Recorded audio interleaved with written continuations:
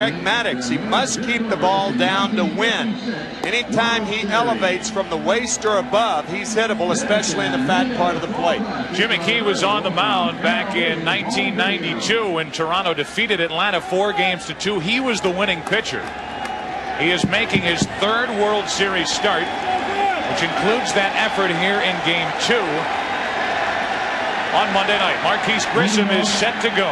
He has a hit in each of his first 11 World Series games. The numbers for this World Series outstanding.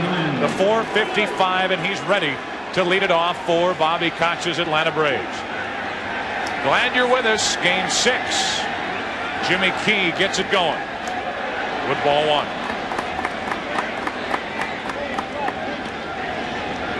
A lot depends on home plate umpire Jerry Davis and whether he gives the outside pitch to Jimmy Key or not.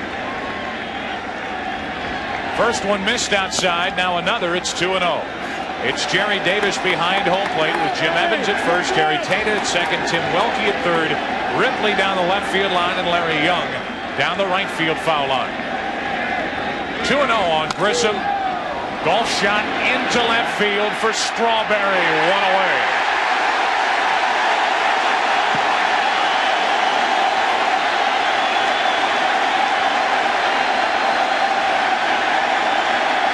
Did you ever think you'd be talking about Darryl Strawberry's defense in the World Series? He's come up with some big plays, a sinking, hooking line drive here.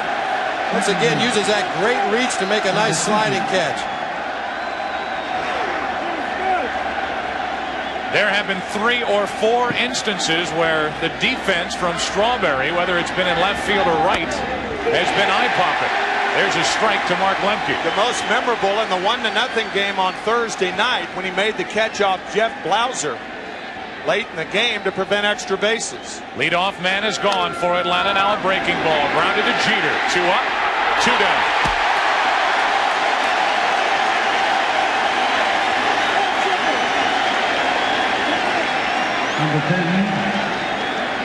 The Atlanta Braves, knowing that the New York Yankees have the momentum. I'm reminded of a saying that Earl Weaver used to say, or used to have, that your momentum is only as good as tomorrow's starting pitcher. 2 good ones hooking up here tonight. Man, I'll say. Ball 1 to Chipper Jones. You know, the Yankees are now past having to see what a young Andy Pettitte will give them, or what will they get out of Kenny Rogers. Now they've got Key tonight, and if there is a Game 7, they've got David Cone tomorrow. Meanwhile, the Braves, they have Maddux tonight, and if there is a Game 7, they have Glavine tomorrow. Maddux getting ready, evidently, for his start in the bottom of the inning. 2 balls and a strike on Chipper Jones. So all that back and forth, the Braves pitching this, that, and the other. The Yankees are beyond that. They have a 3-2 lead, and they have Key and Cone on the mound if they need both in the final 2 games. 2 balls and a strike on Chipper Jones. 2-2. I think that's an excellent point, Joe, because what is happening right now in this game, and if there is a game tomorrow, they can match the Braves as far as starters are concerned.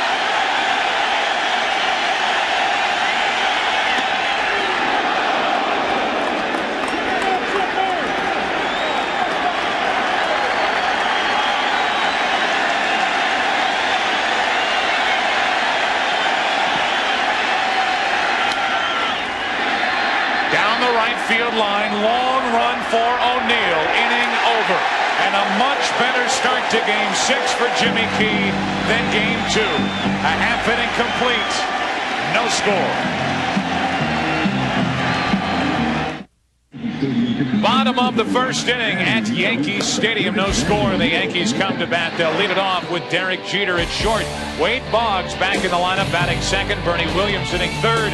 Big Cecil the DH. What a World Series he is putting together. Then Tino Martinez at first, Darryl Strawberry at left, Paul O'Neill at right, Mariano Duncan at second, Joe Girardi catching and batting ninth. The defense for the Atlanta Braves. Why not? I like Greg Maddux. We know he can pitch. He can hit a little. He has 7 Gold Glove awards. And here he is, Greg Maddux. 2-1, making his 4th World Series start, a 15-game winner during the regular season. And we've seen Greg Maddux enough to know what he's going to do tonight. He's going to work that sinker on both sides of the plate. He's going to throw the changeup, mix in an occasional curveball, an occasional cut fastball that looks like a little slider. Very rarely does he stray from his game plan, working that outside corner to right-handers. Bob, he certainly didn't do that in Game 2. When of the 24 outs recorded, as you said in the opening, 19 ground ball outs. 19 out of 24. Yankees come to bat in their half of the first inning with Jeter, Boggs, and Williams. If anybody gets on Cecil Fielder, here is Derek Jeter. He has set a rookie record in 1996 with postseason hits. He has 21 of them.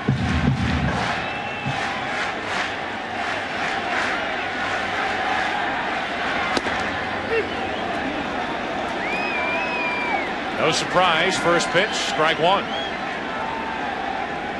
A lot of movement on that strike one, and that's the dilemma that a hitter faces when you're up against Greg Maddux.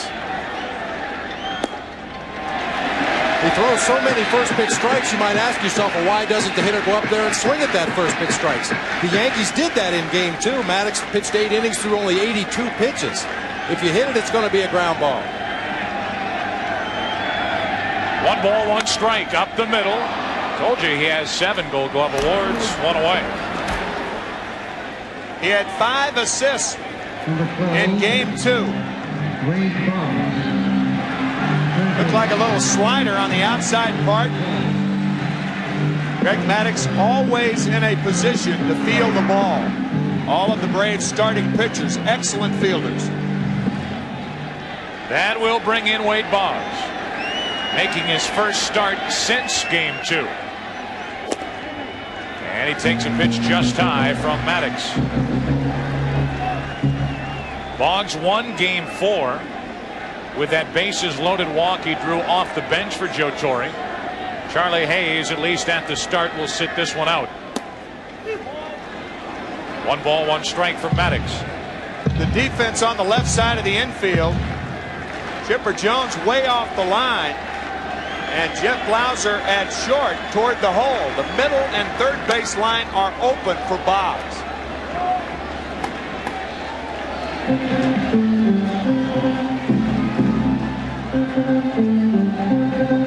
Well, we talked about Greg Maddux. He's going to throw any pitch to any location at any speed. Doesn't overpower hitters, but that great movement, particularly on the sinker and the changeup. Took care of Jeter on a comebacker. Now the 1-2 to Boggs, and he stays alive. You know, that middle point, that he doesn't have great velocity. What he has is what the hitters refer to as late pop. He may be throwing an 86-mile-an-hour fastball, but at the end, he has late movement, and that's one of the key ingredients of getting guys out. As Boggs set up, wouldn't chase, 2-2. Already you can see the Yankees getting a little better look at Maddux and maybe taking a pitch or 2 more than they did in Game 2. Maddux threw only 82 pitches in that 8-inning effort. That's into right. Easy for Die, 2 out.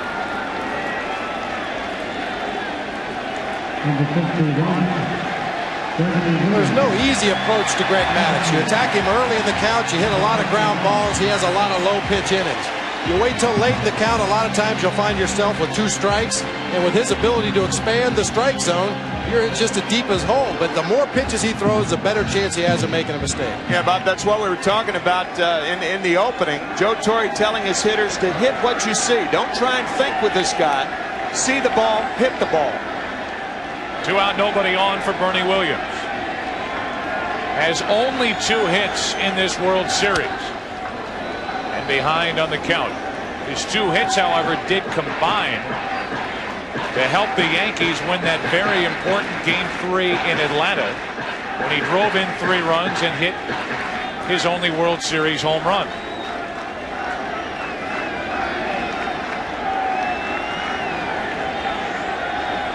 Nothing in 1, the count from Maddux.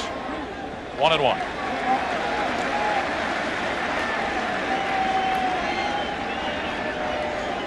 Bernie Williams trying to extend this first inning for Cecil Fielder. Even though he's only 2 for 20 in the World Series, still hitting .333 in the postseason. There's strike 2. Mentioned the home run hit by Bernie Williams. It came in Game 3. 8th inning, off McMichael.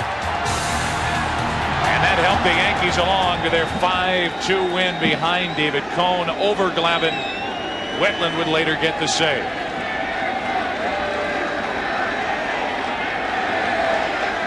Cecil up next. Those hands go up. Pitch barely missed inside, 2-2. That's his strikeout pitch to left-handers. He tries to get the arms up. Ball tailing back over the inside corner. It just missed inside. Liable to see him come back in there. If Lopez moves inside, that's the pitch he throws with 2 strikes to Taylor.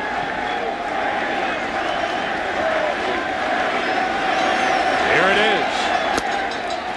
Missed again, full count.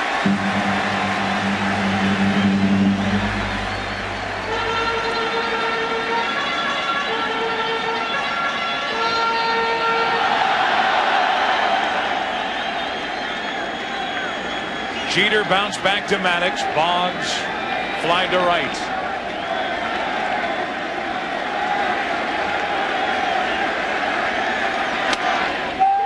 To McGriff. First inning over here in Game 6 at Yankee Stadium. The Braves will try to take an early lead tonight. Get this crowd out of the game. Second inning, no score.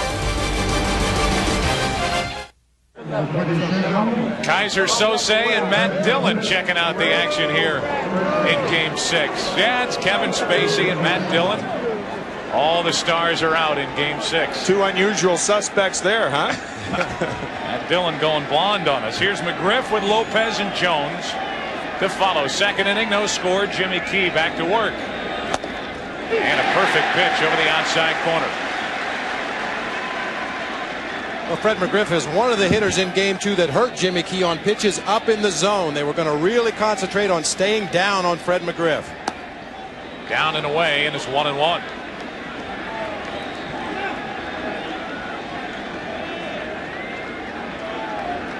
McGriff has had a very strong World Series. 6 hits, including 2 home runs. Comes up empty, 1-2.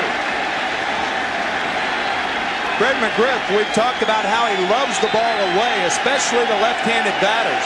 In my opinion, the Yankees have not done a good job coming inside to McGriff enough. 2-2. You can see from McGriff's approach, he starts out well off the plate, particularly against left-handers, and then dives in towards the plate, looking to shoot a pitch to the opposite field. Up the middle. Jeter, what a play. 1 out.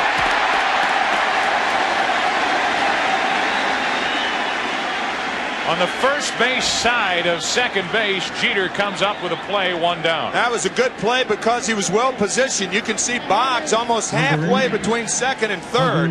They're giving McGriff everything on the ground to the left side. He does have good power in the air. Good play by Jeter. Well, we've seen the Braves use some unusual shifts in this series, and now the Yankees are starting to get a little more aggressive defensively in their positioning. 1 out, nobody on for Javi Lopez. Javi only 3 hits in this World Series. Still hitting .282 in the postseason. Had a terrific National League Championship Series against St. Louis. Was the MVP. Say 542 isn't a bad NLCS. 13 hits, the most in any series in postseason history by a catcher. 2-0 the count from Jimmy Key. Can't get the corner. It's 3-0.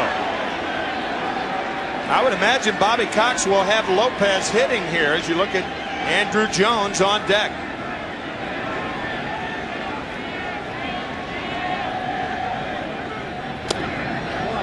Never had a chance to swing. A 1-out walk. And the first base runner of the night belongs to Atlanta.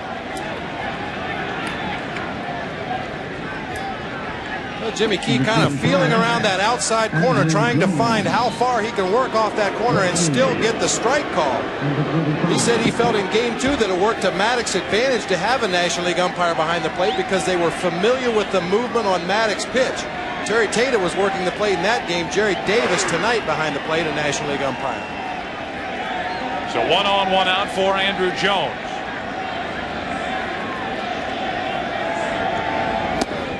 Andrew Jones broke into World Series play with a bang here in game 1. 2 home runs, 3 hits. 6 RBIs in this World Series.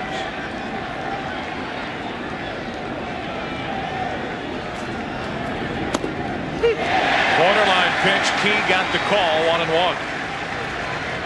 Andrew Jones back in game 1. Second inning. See you later.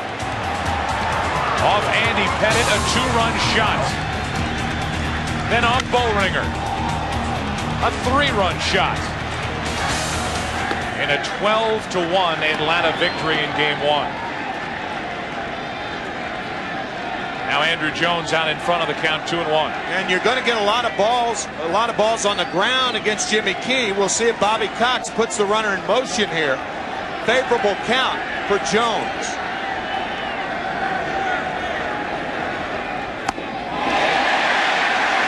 Change up, 2-2.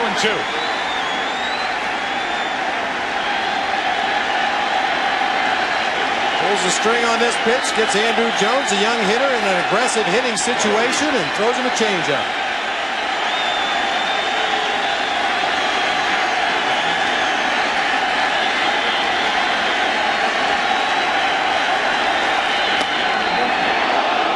Full count as Key misses up and in. Jermaine Dye waits on deck. And again, Ryan Klesko is not in the starting lineup for Bobby Cox. Jimmy Key has a great pickoff move to first base. Bettered only probably by Andy Pettit in the American League. There's a look at it. Yeah, if you're the runner on first base, it's just like a hit and run. 3-2, a hit and run's the same thing. You must make sure the pitcher pitches. It's up to the hitter to put the ball in play.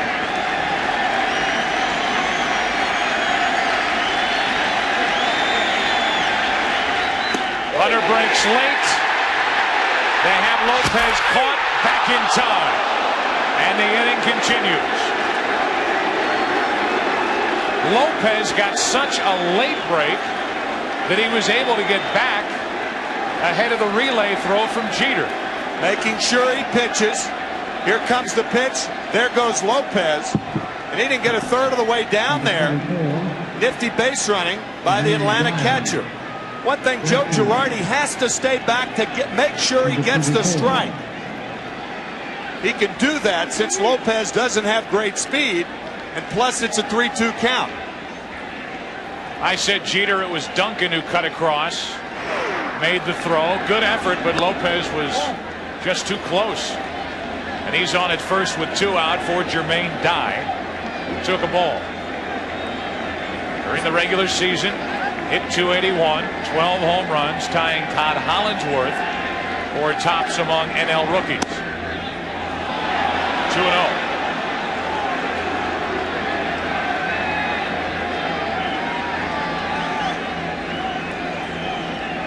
Trying to pitch around a 1-out walk to Javi Lopez.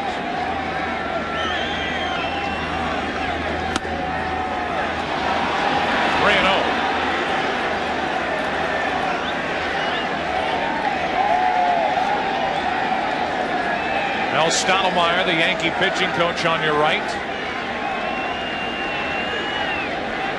Jimmy Key behind on the count, 3-0, 3-1. Key working exclusively on the outside corner here in the first 2 innings of the ball game. Very important that at some point he establishes inside so that the Braves hitters don't lean out there and start shooting the ball into right field, which is what they did in game 2.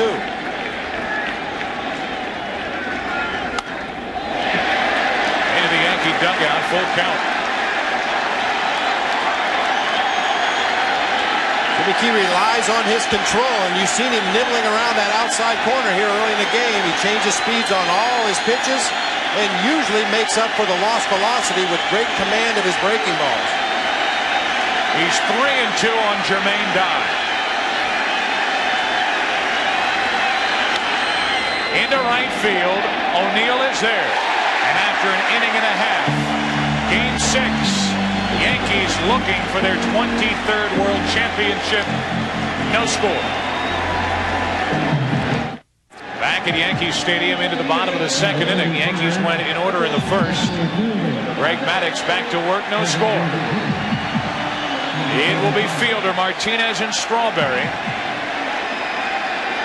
for New York.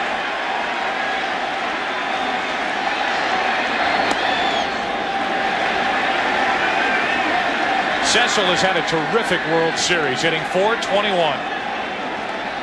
It's interesting that the Yankees are relying now every day on Cecil Fielder and Darryl Strawberry, two players that came to this team in the second half of the season. Fielder grounds to first, and the first 4 Yankees have been retired in order. You may have seen this before, but we're going to try to bring it back. What Greg Maddux can do, he can make X's on both sides of the plate. He runs the ball away from the left-hander. He tries to hit the outside corner with the breaking ball. He can run the ball in on him, and then we've talked about that 2-strike pitch that he tries to bring back, and players refer to that as making X's on both sides of the plate. Nobody does it better than Maddux. Here's Tino Martinez. He looks at a strike, and what's amazing about Maddux is he does all that with variations on that fastball. Like a nice recipe. A little salt here, a little pepper there, a little oregano. Up and in, 1 ball, 1 strike. And Leo Mazzoni told us in Atlanta that basically he does it with finger pressure. He puts a little more pressure with the index finger to make the ball sink away from a lefty. A little more pressure with the middle finger to make it cut back into a lefty. Strike 2 on Tino Martinez. Tino has had a rough postseason. No RBIs in this World Series, only 1 out of 8. And trying to get it back together facing Maddux, and behind in the count 1-2.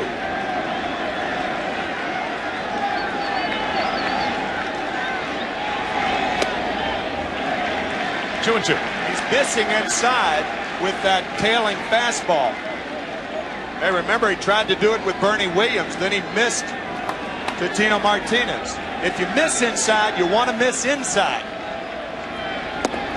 On the inside corner, 2 away, and the first strikeout for Maddux. He finally hit 5 pitches in this sequence. A fastball away. This is vintage Maddux. He misses inside. Fastball away. He misses inside. Bingo.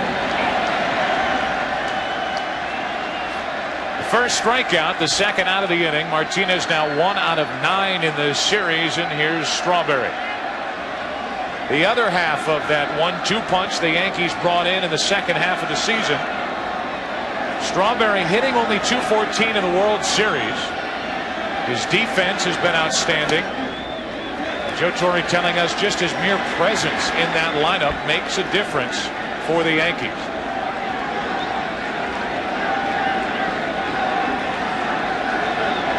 Want to know the count? Dipping low and away, 1 ball, 1 strike. Bob Watson, George Steinbrenner, very instrumental in bringing Darryl Strawberry back to the Yankees. Joe Torre has done the job on the field. That is a manager trying to suppress a yawn. Hard hit right at McGriff. They had it played perfectly right down the line. And the second inning is history. No score after 2. Back to Yankee Stadium after this from your local Fox station. Well, these beautiful shots from above are brought to you by the Alta Vista on-site computing airship, doing business over the internet from wherever you are. Pilot is Captain Terry Dillard from Orlando, Florida. Cameraman is Nathan Crawford. They're up there doing business. Yeah. Just like Maddox and Key are doing down below. They're back to work. Jimmy Key ready to work the third inning. Delivers ball 1 to Terry Pendleton. Now 1-1. Pendleton has had a postseason he would like to forget. Only 1 out of 13 in the postseason. His 1 hit coming in the World Series. Mariano Duncan kicks it with a backhand. Can't recover. And we'll see how they rule it. They rule it an error. I don't think Duncan saw that ball right away. He got a very poor jump. Looked like it hit the heel of the glove. Nope, just closed the glove too quickly. And Pendleton beats it out. Well, Duncan's not out there for his defense. He's the offensive player at second base. If the Yankees have a lead late in the game, you will see Luis Sojo replace him. So a leadoff error. And now the number 9 hitter, Jeff Blauser, digs in. Maybe bunting here. Excuse me, Joe. I was going to say another Atlanta Brave player who has not hit well. Runner is going. Pendleton never looked back, and he is the first out here in the third. I think that was a quasi pitch out. The reason Pendleton ran, it was the hit and run. So in lieu of the bunt, Bobby Cox elects to hit and run. It looked like either a quasi pitch out or a pitch out. Joe Girardi waiting until Derek Jeter gets over to cover the bag, and he throws out Pendleton easily. It appeared to be a broken hit and run. Blauser started to swing at the pitch that was well up and out of the strike zone, and then tried to check his swing. Broken play. You see Terry Pendleton, if you can read lips, he said pitch out. It looked like a pitch out. Yeah, it did. Blauser started to go after it, then decided he wouldn't offer it the pitch. And Pendleton was an easy out. You could see Girardi double pump before he got rid of it. And Pendleton was out by plenty. So an error, but Pendleton erased running the bases. And now a 3-0 count on Blauser. In a running situation, some pitchers and catchers would prefer, instead of pitching out, just throw the ball up and away. Give the catcher a good shot at the runner in case he's running. And that appeared to be what Girardi was doing because he got outside late. So he sets up outside. He gets out there late. If it was a pitch out, it was an odd one. Now Blauser trying to shoot the gap in right center. Bernie Williams can't get to it. Up against the wall, and it's a 1-out double for Blauser. So the Braves lose Pendleton on the bases, and on a 3-1 pitch, Blauser shoots the gap in right center. McKee continues to work that outside corner, has yet to come inside on a right-handed hitter. Blauser gets a pitch down and out over the plate. A lot of room in the gaps here at Yankee Stadium. 385 to right center, 399 to left center. Even Bernie Williams can't catch up with that ball. So for Blauser, only his 3rd hit in this World Series. He's at second, 1 out for Grissom. And Marquise out in front, strike 1.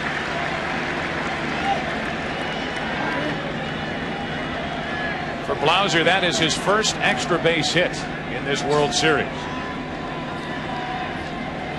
And it comes as a 1-out double as the Braves try to take a 3rd inning lead. Pendleton on the error. Then out, caught stealing. Grissom looks at a ball. It's 1-1.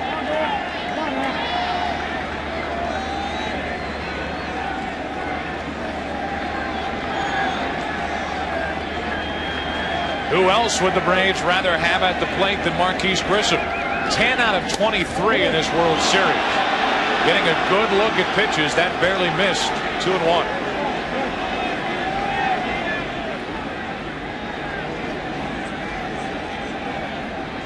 Grissom has driven in 4 runs in the World Series, 7 in the postseason. To the left side, the broken back grounder, Jeter. 2 out. That seems to be the equalizer, Bob, that he's going with tonight, the breaking ball instead of the fastball inside. And that's a very effective pitch, particularly when you're behind in the count a lot. If you can throw this curveball for a strike, which Jimmy Key does on a 2-1 count, no way a hitter can be looking for a breaking ball. So the runner at second, 2 out, and it's up to Lemke. Batting right-handed, he takes ball 1. Mark grounded out to short his first time up. 6 out of 22 in this World Series.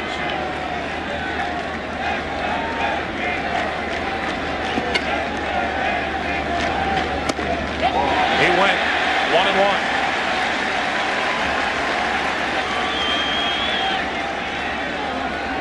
Well, the Braves hitters are getting a dose of the medicine that is dealt on other teams. Away, away, away. Yeah. Lemke has come up with one big hit after another for the Braves. Here he pops it up into right center for Bernie Williams. An error, a double, no run scoring for Atlanta. Bottom of the 3rd inning, Yankees Stadium, no score. We get into the bottom of the 3rd inning here at Yankee Stadium. No score. This copyrighted telecast is presented by authority of the Office of the Commissioner of Baseball and may not be reproduced or retransmitted in any form without express written consent. Joe Buck, along with Bob Brenly, Tim McCarver, our producer John Filippelli, director Bill Webb. Happy to have you with us on a Saturday night. There's a strike to Paul O'Neill.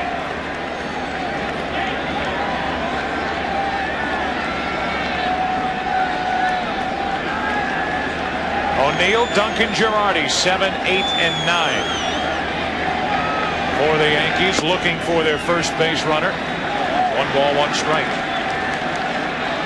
Paul O'Neill with that bad hamstring. There is no doubt that affects him at the plate. He is only 1 out of 9 in this World Series.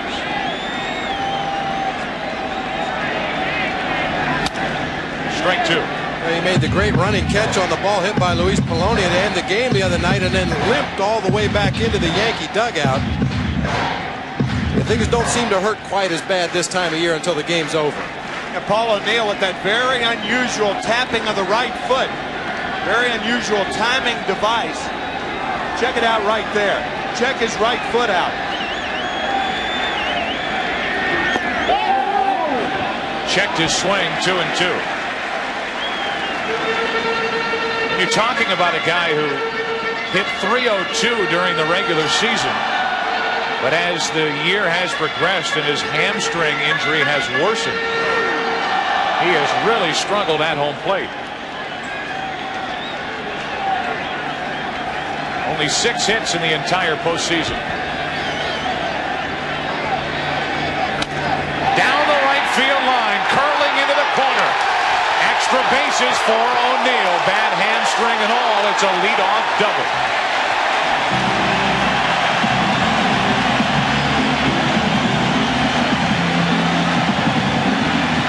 You saw that pigeon-toed approach of Paul O'Neill.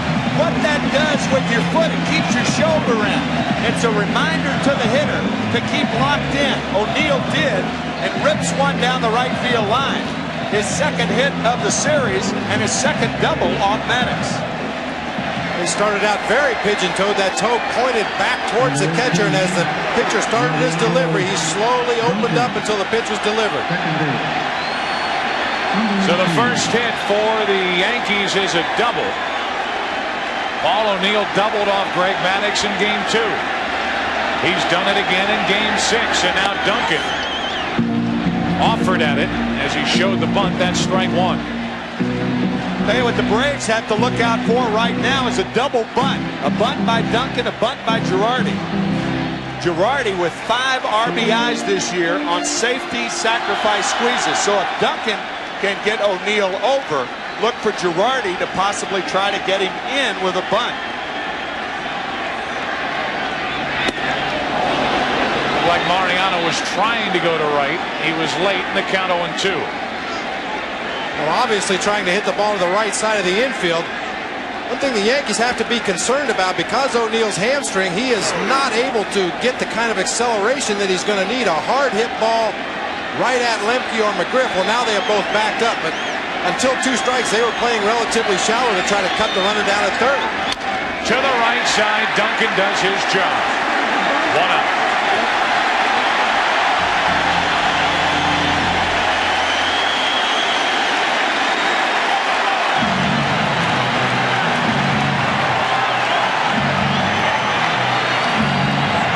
Well, what a terrific job by Mariano Duncan to move O'Neill to third on a ground ball the other way on an 0-2 pitch. Now Girardi. Infield is in for the play at the plate.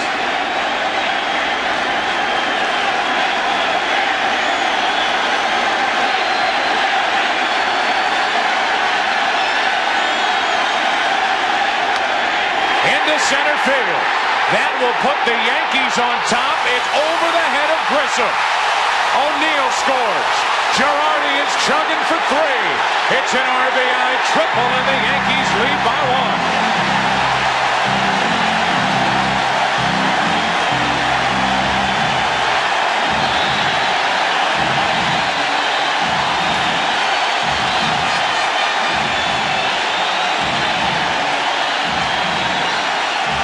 Girardi gets a pitch up in the strike zone. Marquise Grissom playing a very shallow center field, and he just drives it over his head.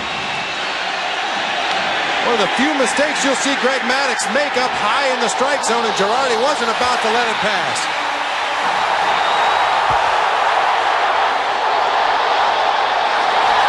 I'm going to say it again just to make you 2 guys mad.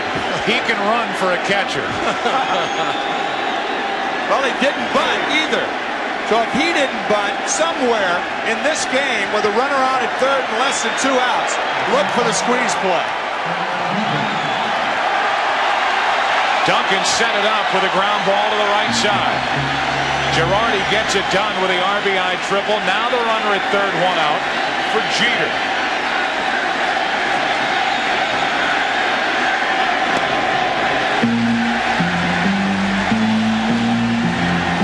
So the Yankees have done in 2 1/3 innings what they couldn't do in 8 against Greg Maddux in Game 2, and that is dent home plate.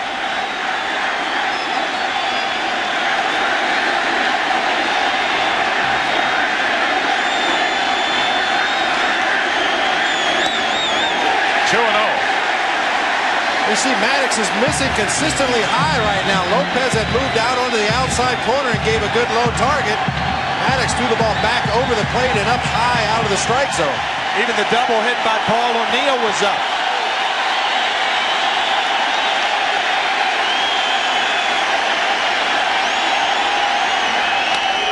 Base hit, 2-0 New York.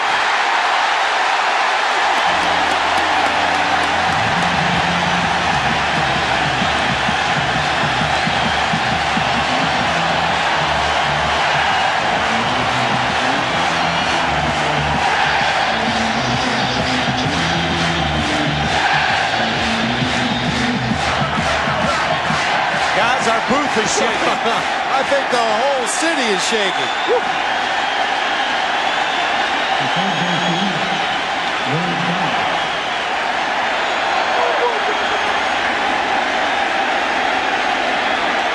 A single, a double, a triple in this inning. When's the last time that happened with Greg Maddux on the mound?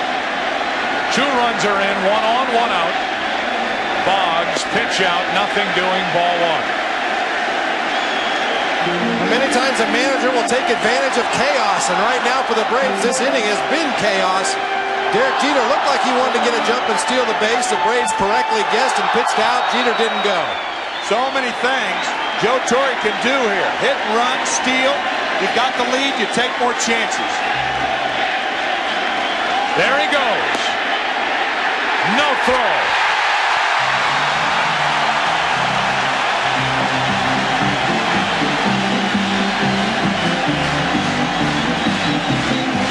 Maddux gave up 21 stolen bases in 26 attempts against him this year. Jeter with a tremendous jump. Doesn't even draw a throw from Javi Lopez. Now a base hit can mean another Yankee run. Runner at second, 1 out. And a 2-0 count on Boggs.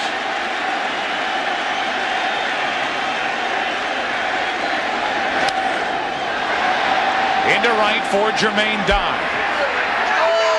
Jeter will stay put. 2 out. So a big out picked up by Maddox. Boggs is 0 for 2.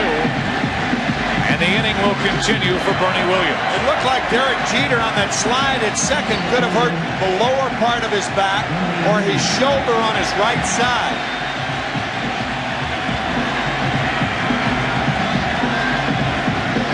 Been trying to stretch out ever since.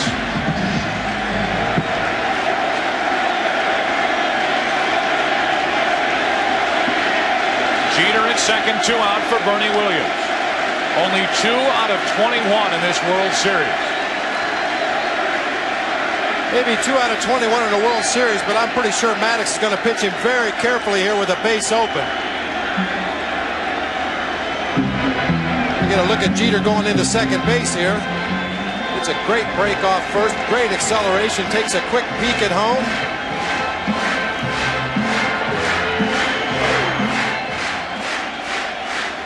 Like when he put his right arm down, when he slid, he could have jammed his shoulder, pulled the muscle the right side of his back. He's at second, 2 out. Bernie Williams at the plate. Into right center, base hit. Here comes Jeter. The throw is no good. 3-0 New York.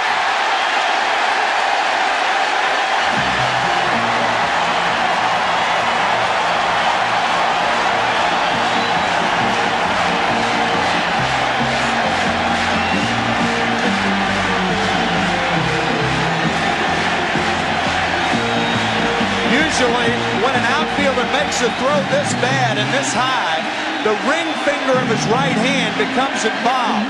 Marquise Grissom with an excellent arm. You don't see him uncork a throw like that unless he just did not have a good grip on it. Puts himself in good position, charging the ball, momentum going straight to home plate, and then just airmails it to Greg Maddox backing up the play. Let's face it, Marquise Grissom has had a rough postseason in the field. He's committed 3 errors. One was huge for Atlanta, helping the Yankees get back into the ball game. In fact, win that game 1-0 on the unearned run in Game 5. Grissom has been outstanding at the plate, but he's had a tough time in center.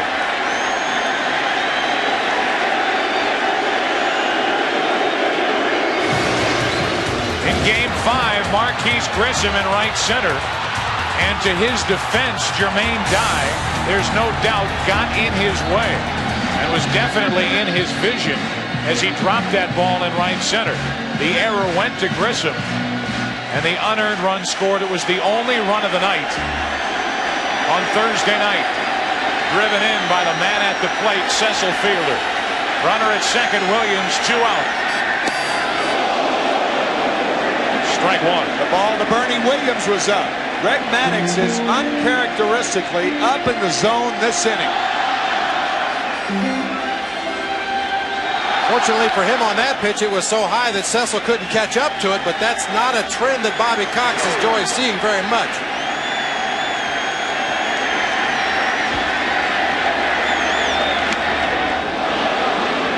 Nothing in 2 on Fielder. It's been a 3-run, 4-hit inning for the Yankees.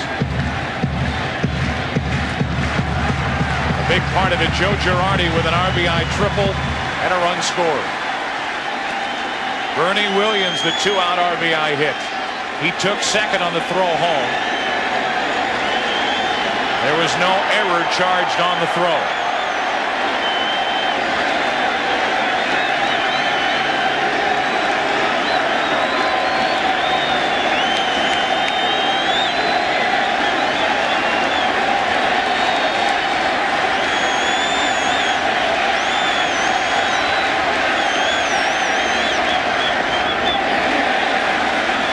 2 on Fielder.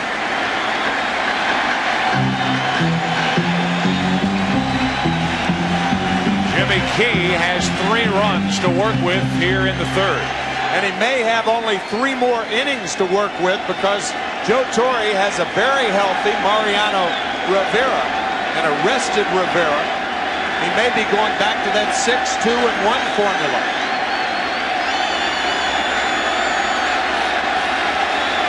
Runner at second, 2 out. It stays fair. Lopez, very good play to end the inning. In the first 2 games of this 1996 World Series, the Braves were able to take the crown out of it here at Yankee Stadium. That is not the case tonight.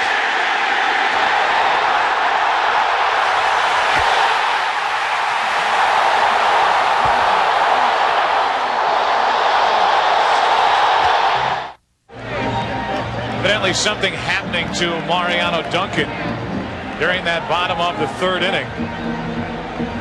He heads out. And we're going to need a new second baseman. Maybe Billy Crystal play second base for the Yankees. He'd love that. Guarantee you. Not so sure Joe Torre would like it very much, but Billy would dig it. So we're going to get an early look at Luis Sojo, and we will pass along exactly what happened to Mariano Duncan, who had a big at bat in that 3-run 3rd inning. Sojo takes over. He's normally slated for later in the game as a defensive replacement you talked about earlier. But now here's Sojo on in the 4th inning. Evidently, when the Yankees went back out, while Key was warming up and the infielders were taking their ground balls and throws, he was hit in the mouth by a ball. That's the early word we get, and that's why Duncan has to leave here in Game 6. So mark Luis Sojo down on your scorecard, batting 8th, playing second base. And Mariano Duncan finished for the rest of the night. Looked like Chipper Jones might have asked Joe Girardi what happened. They were trying to figure out themselves what happened with Mariano Duncan. Chipper Jones will lead it off, then McGriff and Lopez. Big inning for Atlanta as they try to get back into this game. 3-0 Yankees in ball 1 from Jimmy Key. It's a huge inning for Jimmy Key and the Yankees. If you can put up a 0 after your team has scored some runs, it goes a long way towards keeping your team mentally in the ball game. Braves have the right guys coming up to do something about that 3-0 score. There's ball 2, and it's 2-0 on Jones.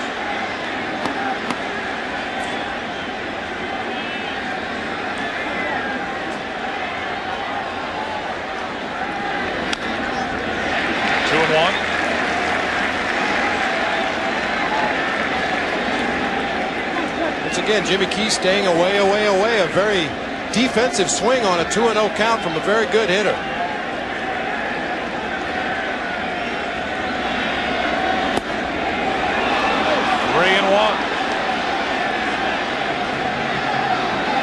Chipper Jones trying to get on base somehow, some way to get it started for Atlanta here in the 4th.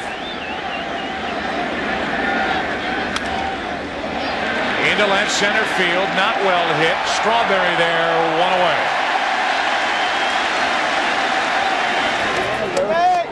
It's Andrew Shue of Melrose Place, and the professional soccer team out in L.A. With wife Jennifer checking out the action here in Game 6. Here is Fred McGriff with 1 out, nobody on. McGriff grounded out. For the shortstop Jeter, his first time up. And again, Key falls behind, 2-0. We talked in the opening about how important it was for Jimmy Key to get ahead of the hitters. 10 first pitch balls, 13 first pitch strikes so far. To first and just foul. To correct myself, 10 first pitch balls, 3 first pitch strikes, and he's gotten away with it. You wouldn't want to continue that trend throughout the ball game. Just Hooks foul. And the count 2-1. 1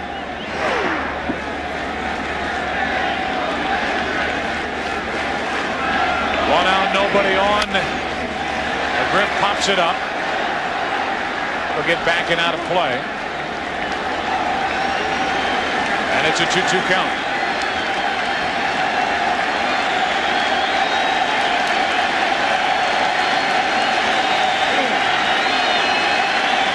seasons, Key has been able to get away with it, falling behind, but then able to get that breaking ball over. That's how he got Grissom with a runner at second. Last inning. Now the 2-2 to McGriff. Full count.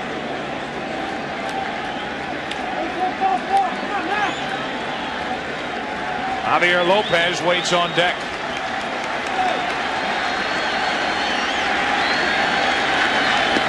A one-out walk, and the second walk issued tonight by Jimmy Key.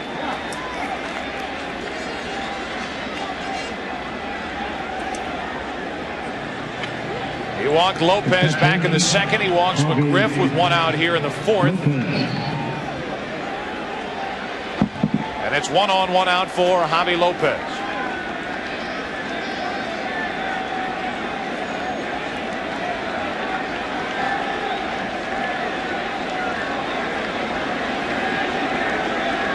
Lopez only 3 hits in this World Series. Takes a strike.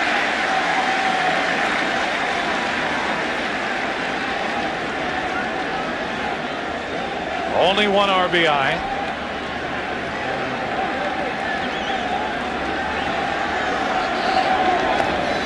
One and one. Javi Lopez, a dead low ball hitter. You see the bright red across the bottom. That's where he really likes the ball. Hot, hot.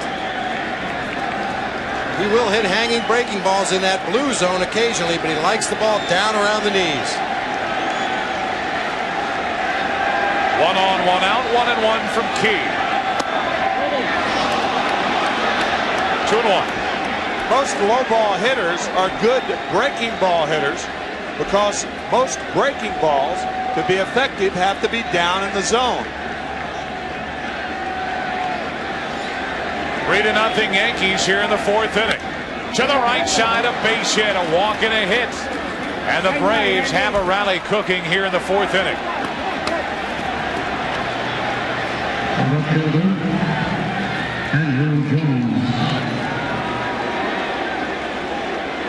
Good hitting by Lopez. Fastball away right on the corner. Rifle to right field. Bobby Cox telling us about Andrew Jones and talking about the good power that he has the other way. I think if he hits Jimmy Key, he's going to have to hit it hard the other way, because I don't think Key's going to come inside on it. 2 on, 1 out. Out in front. Strike 1. He has been able to fool Andrew Jones with a couple of changeups, and he does it for strike 1. 2 men aboard here in the fourth inning. Struck him out in the second inning with a very good changeup down low and away. Really planting the seed in Andrew Jones' mind about that changeup.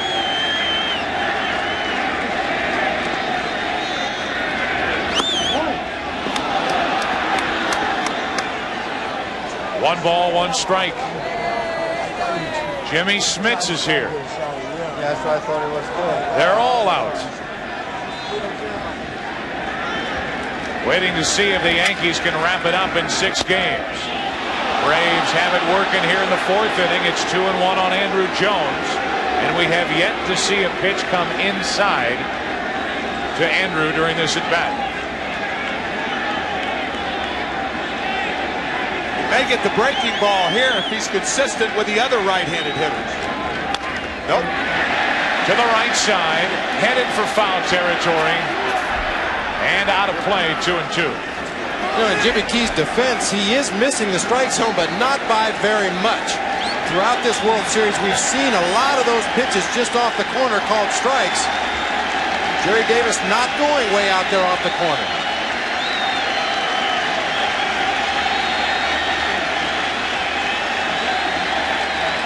Now 2 and 2 on the rookie, the 19-year-old Andrew Jones. A walk to McGriff, a hit by Lopez.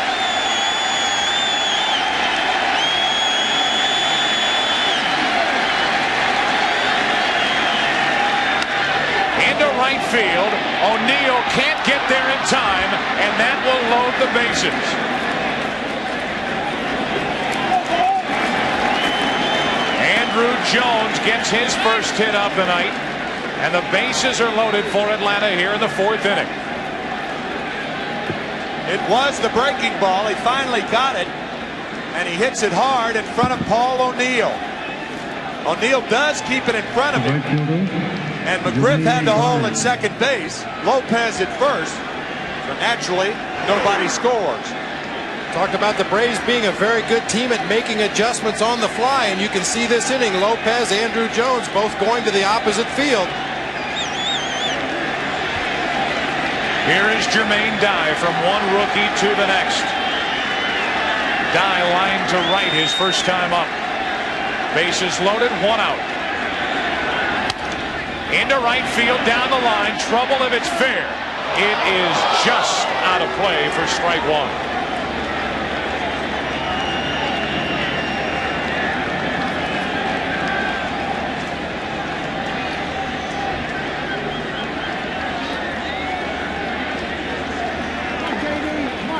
Got to give Bobby Cox credit for being patient. He stayed with these rookies throughout, especially against left-handed pitching.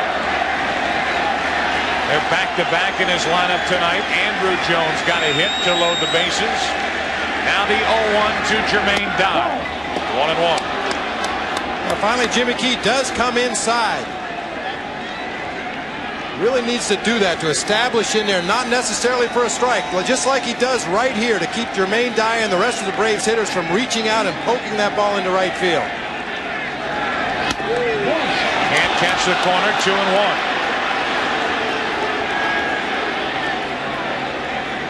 Our Fox box, top left-hand corner of your screen. The bases loaded with Braves, McGriff, Lopez, and Jones.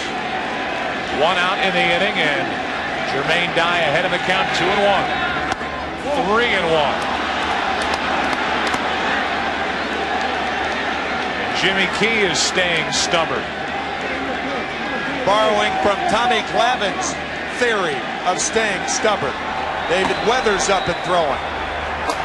Ideal hitting situation here. 3-1 pitch. That will force home a run. A bases loaded walk. 2 walks, 2 hits in the inning. It's a 2-run Yankee lead. It's 3-1 here in the 4th. But it appears Jimmy Key is really staying away right through the count against the Braves hitter. Not willing to challenge anybody. Fastball away that Jermaine Dye fouls off. The 1 pitch during the sequence inside was called a ball. Away. Ball 4 appeared to be a slider in the dirt. Didn't want to give in on the 3-1 count with the bases loaded. So that makes it a 2-run game, and the bases still loaded, 1 out. For the number 8 hitter, Terry Pendleton.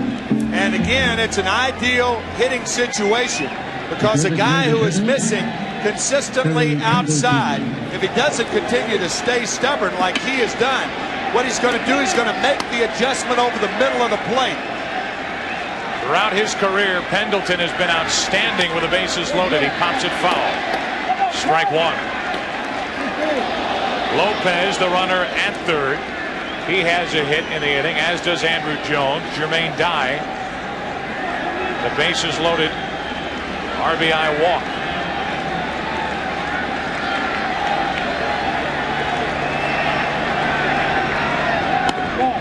One and one from Jimmy Key. The bases loaded. Terry Pendleton in his career, a .335 hitter with 4 grand slams. Jimmy Key has not given up a grand slam in his career.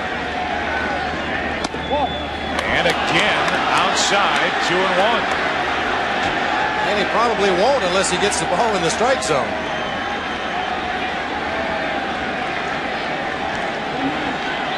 Mel Stottlemyre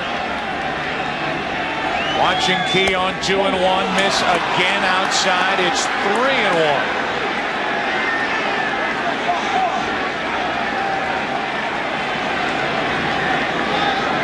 David Weathers should be ready in the Yankee bullpen. Double play ball. Jeter steps and throws. Inning over. A golden chance for Atlanta. They get only one. The old blue light special at the Empire State Building. Blue lights commemorating the season for the New York Yankees. We get into the bottom of the fourth inning, and the Yankees up 3 games to 2. Lead 3-1 as Tino Martinez looks at a ball from Maddox.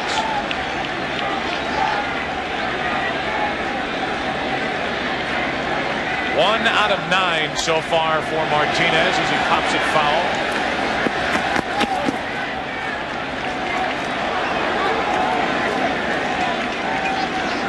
One guy we have not talked about in this series is Don Mattingly, who retired from the Yankees last year, an icon in this city, and probably nobody on either team to begin the 1996 season was under more pressure than Tino Martinez.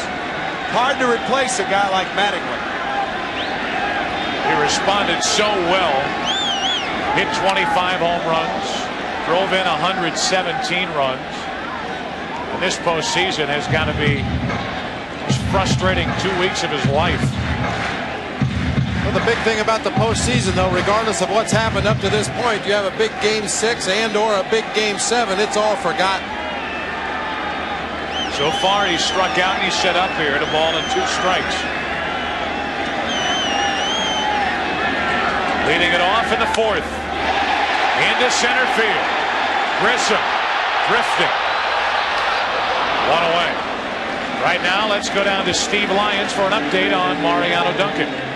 All right, Joe, I'm standing outside the Yankee clubhouse. Mariano Duncan was taken out of the game at the top of the 4th inning. He strained his shoulder while warming up for that inning. Luis Sojo takes over for him at second base. Back to you, Joe. Thank you, Steve. So not hit in the mouth as was originally reported to us, but instead the strained throwing shoulder. Here is Darryl Strawberry.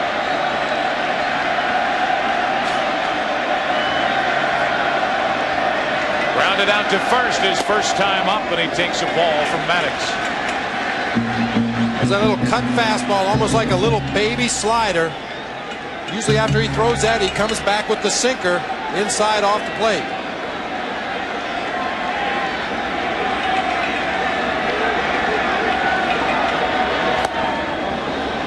One and one. This time to come back with a good straight changeup, although it's not straight by any stretch of the imagination. You see the downward movement on the ball. Now the 1-1 to Strawberry. Strike 2. You could drive a fleet of trucks from Chipper Jones, the third baseman who's playing the shortstop position, to the third baseline. Maddox has Strawberry 1 and 2, and he strikes him out over the inside corner. 2 out.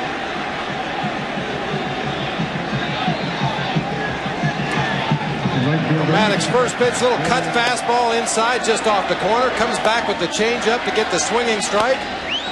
Sinking fastball, sinking fastball. 2 strikeouts tonight for Maddox. 2 out, nobody on in the 4th inning. Here is Paul O'Neill. O'Neill has only 2 hits in the World Series. He has 2 doubles against Maddox. Lemke has plenty of time, and the Yankees go in order in the 4th. After the first 4 in Game 6, Yankees trying to wrap it up. They lead by 2. Atlanta trails by 2 after the first 4 innings here in Game 6. It will be the number 9 hitter Blauser, then back to the top of the lineup. Grissom and Lemke against Jimmy Key. Ball 1 from Key to Blauser, who doubled his first time up. Big scoring chance for the Braves in the 4th inning. They had scored 1, had the bases loaded, 1 out, and a 3-1 count on Pendleton. Grounded into the easy inning-ending 6-3 double play. And what could have been overlooked is in the 3rd inning, Pendleton on an error, and then Joe Girardi appeared to have pitched out. It was an odd pitch out, but he was nailed at second base before the Blauser double. 2-0 on Blauser here in the 5th inning. There's a strike, 2-1.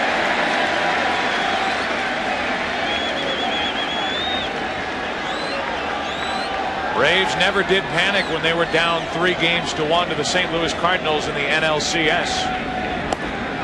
They got to be feeling it a little bit now. 3-1 to count on Blauser. They trail 3-1 fifth inning.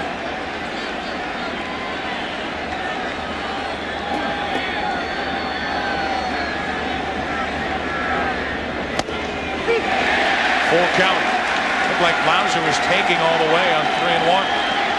Jimmy Key consistently putting himself in good hitters' counts.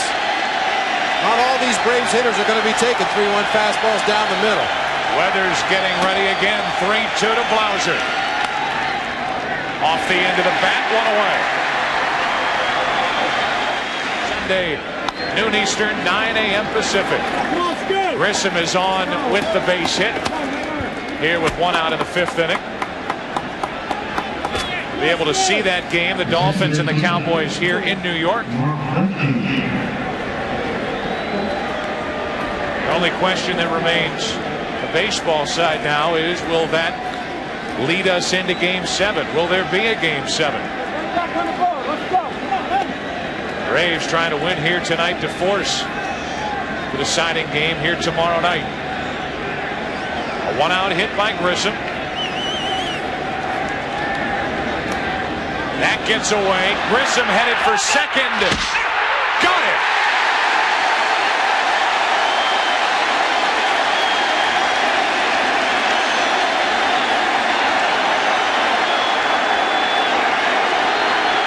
It was a great play by Joe Girardi, but I think Marquise Grissom was safe at second base. Matter of fact, I don't even think it was close. Looked like a high tag, and it looked like his foot was on the bag. Trying to be restrained there by first base umpire Jim Evans.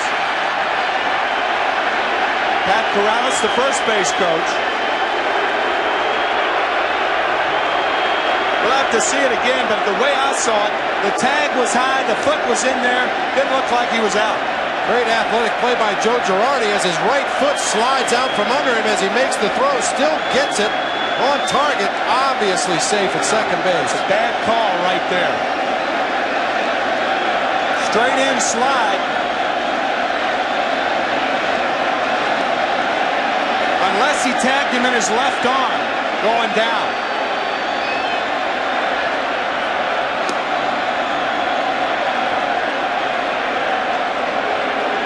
The swipe tag by Jeter after Grissom's foot had hit the bag.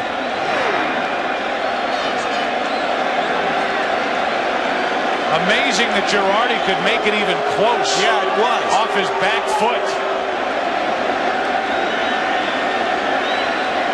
Not even close.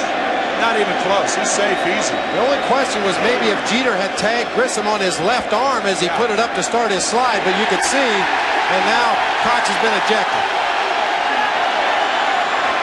And he's going to get into it with a third base umpire, Tim Welke, who he has had problems with this entire series. Welke, you may recall, was the right field umpire that obstructed Jermaine Dye's attempt to catch a foul ball that led to a big inning. In the fourth game. That followed the game the prior night when Andrew Jones was called out on a 3-2 pitch that looked well outside, and Tim Welke rung up Andrew Jones, which started the little history we have going on here.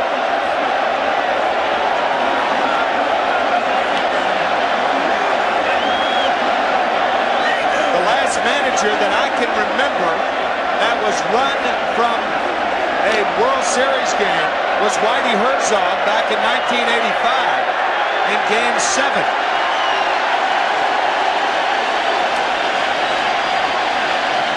As you can say, he's in there right there. It really wasn't close to play at second base. He was safe. Well, the umpire at second base, Terry Tate, is a National League umpire, so I'm sure Bobby's had his run-ins with him during the course of the season or the last several seasons.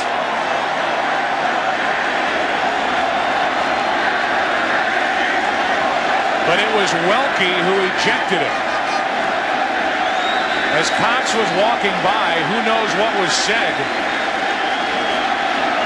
but it was Welke who bounced it. Now Lemke flies to center. So after the long layoff, Key throws one pitch in the top of the 5th inning is history. Yankees bat, they lead by 2. We get into the bottom of the 5th inning. Here in Yankee Stadium, tonight's aerial shots being provided by the Alta Vista on-site computing airship, demonstrating that business can be done over the internet from anywhere, even from 1,000 feet over Yankee Stadium. That's what's going on up above. What's going on down below. The Yankees out in front by 2, and Bobby Cox has been ejected. There was no doubt Cox had his reasons for his argument. Replays clearly showing that Grissom was safe. Got into it with a second base umpire, Terry Tate, and as he walked off, may have said something, may not have said something to Tim Welke, who bounced Cox out of this game. Jimmy Williams, a third base coach.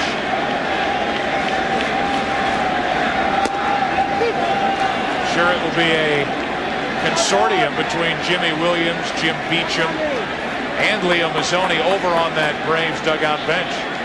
Maybe Jim Beecham will make the pitching changes. Jimmy Williams has had prior managing experience. So has Pat Corrales. Here's Soho with his fly ball to right for Jermaine Dye. Fitting that Dye would catch that fly ball off the bat of Soho. This is the second incident between Bobby Cox and Tim Welke, the umpire, who was down the right field line in the way of Jermaine Dye. That was with Derek Jeter at the plate, who would later single, which led to a 3-run 6th inning in that crazy Game 4 in which the Yankees came back to win it 8-6 in 10 innings.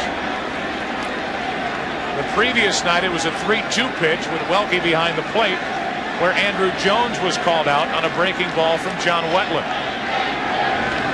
1 out, nobody on, and Joe Girardi with a count of 1-1. Well, the good news for Bobby Cox, after a shaky 3rd inning when Maddox was getting everything up in the strike zone and the Yankee hitters were wailing away on him, he now seems to have found the zone again. Off the end of the bat into shallow left, and that's going to fall in for a hit. Girardi 2 for 2. Came in 0 for 7 in the World Series.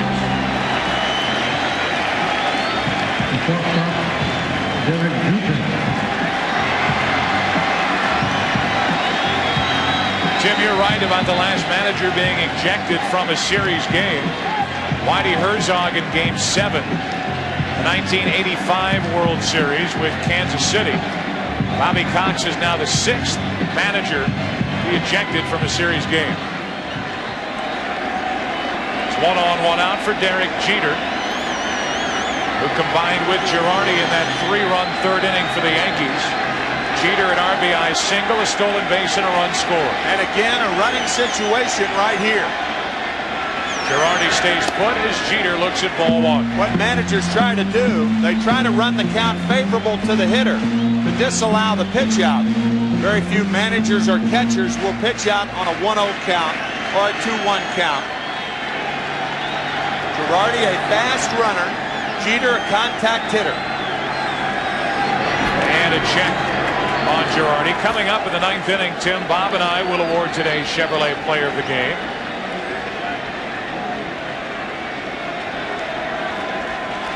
Joe Girardi trying to throw his name in the hat. 13 stolen bases, the Yankee record for catchers. 1 on, 1 out. Double play ball if someone can get to second. What a play by Lemke.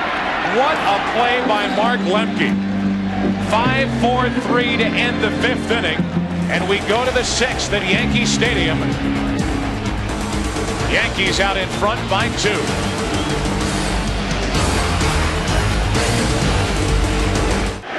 This is why this was a spectacular play by Mark Lemke, because of the distance he had to cover on a ball that was hit hard to Chipper Jones. with two guys who could run, one that hit it and one that was on first. What a play. 5-4-3 double play ends the fifth, and now Jimmy Key back to work in the sixth inning with the Yankees out in front 3-1. Chipper Jones leads it off, then McGriff, then Lopez. 1-1 strike. Great job by Chipper Jones to start that double play by floating the ball over towards second base and allowing Lemke to run under it, much like a quarterback would to a wide receiver. That's slicing down the right field line. It is trouble. Into the corner. It's a fair ball, and it hops into the seats for a leadoff ground rule double. Exactly what the Atlanta Braves needed to start the sixth inning. And speaking of floating, that's what Chipper Jones does to that sinker, going low and away. He hits it down the right field line, much the same as his double against Jimmy Key in Game 2. Well, we've already seen David Weathers getting ready for the Yankees out of their bullpen. Whether it's Weathers or whether you get into Mariano Rivera land, here comes Mel Stottlemyre out to talk to Jimmy Key. If Joe Torre and Mel Stottlemyre stick to their regimen, they would use Dave Weathers to hopefully get out of the sixth inning and then bring Rivera in to start the seventh. Weathers is the one that for the third time in the last two innings is getting ready out in the Yankee bullpen. Rivera is much more effective to start an inning. If he comes into the ballgame with runners on base, he's very susceptible to the stolen base.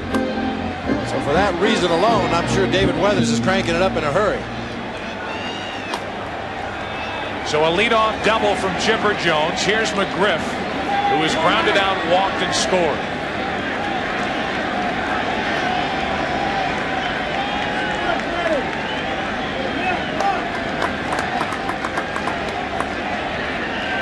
Braves trail by 2 here in the top of the sixth inning.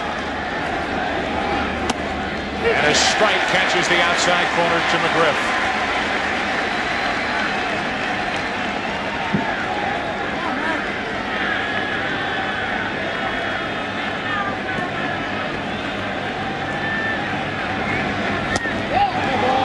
Just low, 1-1 strike.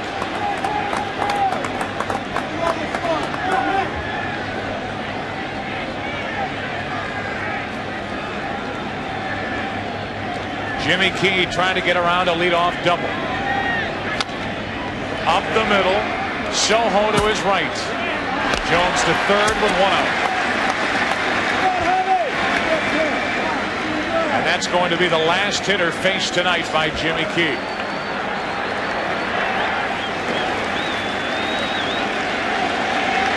Jimmy Key gets into the sixth inning, and he'll give way to the Yankee bullpen.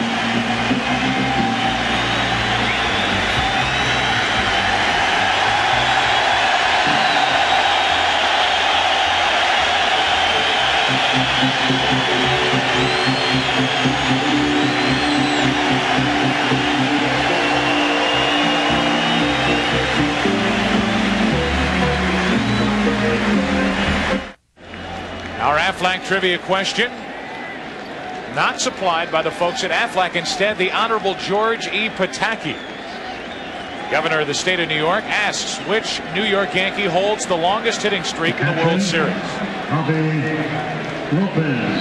It's our Aflac trivia question. Think about that as Jimmy Key thinks about his 5 1/3 innings here tonight as he gives way to the Yankee bullpen. And first, it's David Weathers. Runner at third, 1 out. Chipper Jones aboard for Javi Lopez. And a strike over the inside corner. Weathers facing Javier Lopez in Game 4 in the 5th inning with 2 on. He struck him out primarily on low fastballs. A deadline pickup by the Yankees, and he's had a very good postseason. And he's quickly 0-2 on Lopez. Weathers is a sinker slider guy. Everything he throws is hard. He's not really going to change speeds very much. Very aggressive, comes right at the hitters.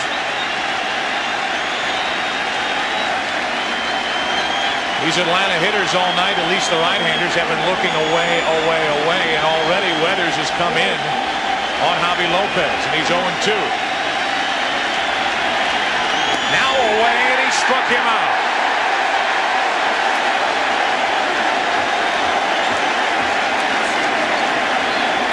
He really set Javier Lopez up well with the fastball inside.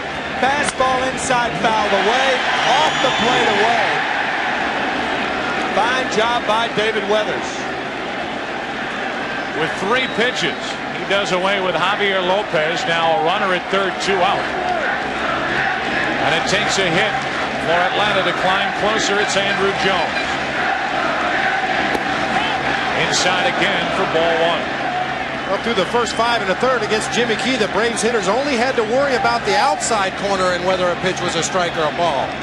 Weathers enters the game and immediately starts working both sides of the plate. Completely different look.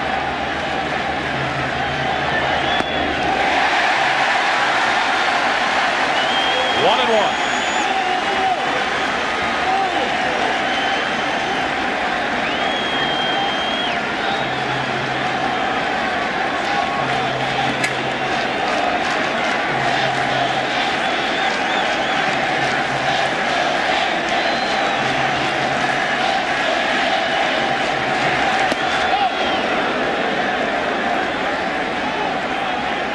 Balls and a strike on Andrew Jones, who is singled and struck out tonight. Graham Lloyd, the left-hander. Jeff Nelson, the right-hander, getting ready for the Yankees in their pen.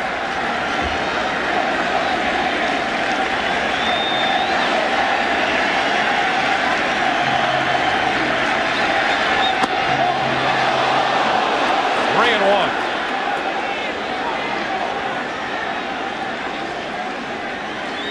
Tough slider down and away from Andrew Jones after throwing a fastball up and in.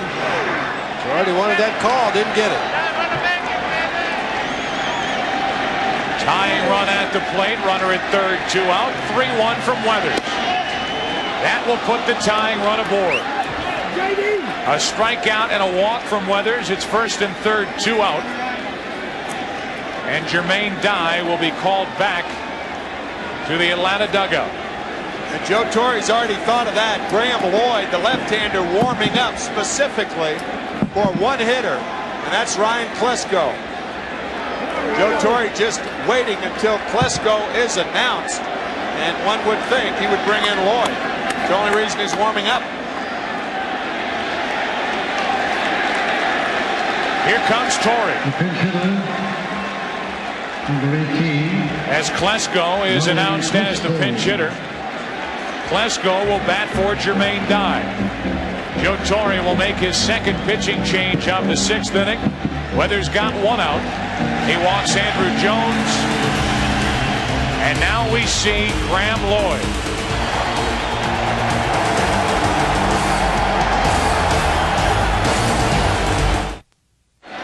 Joe Torre on his way out to take out David Weathers, checking with home plate umpire right there. Jerry Davis making sure Klesko was announced before he made the move. His move, as Ryan Klesko was announced, is to bring in Graham Lloyd. An ERA of 0 in 5 innings pitched. First and third, 2 out. Tying runs on, and ball 1 outside to Klesko. Klesko's last start was in game 3 against David Cone. He's on pinch hitting for Jermaine Dye with runners at the corners, 2 out. Getting a good look at these first 2 pitches, 2-0.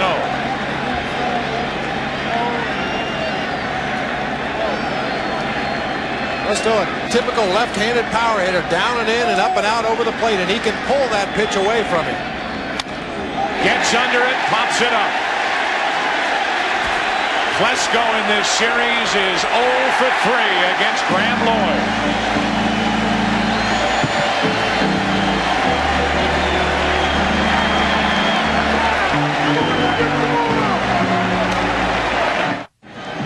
There's your score into the bottom of the 6th inning here at Yankee Stadium, Game 6. And guys, the Atlanta Braves have left 6 runners on base. Ryan Klesko pinch hitting for Jermaine Dye, and Graham Lloyd coming in. He has not allowed a base runner in this series. What a remarkable job from the guy down under. Maddox back to work in the bottom of the 6th inning, dealing with Boggs. And a count 0-2. Klesko stays in the game. He's in playing left field, and that moves Andrew Jones from left to right. So he had to deal with the fans in the left field bleachers, and now he meets some new friends out in right.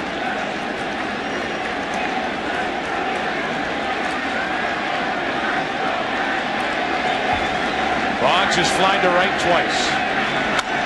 Reaching, hit the mound. That helped Lemke. 1 out. About the answer for our Aflac trivia question. Which New York Yankee holds the longest hitting streak in the World Series? Hank Bauer, 17 consecutive games. That's our Aflac trivia answer. And our thanks to Governor George Pataki. He submitted that question. So I guess he knew the answer too. I would hope so. Yeah. 1 out, nobody on. Bernie Williams looks at the ball low. That's not fair asking trivia questions if you don't know the answer. Right. Williams has that RBI single his last time up. Jermaine Dye is finished for the rest of the night.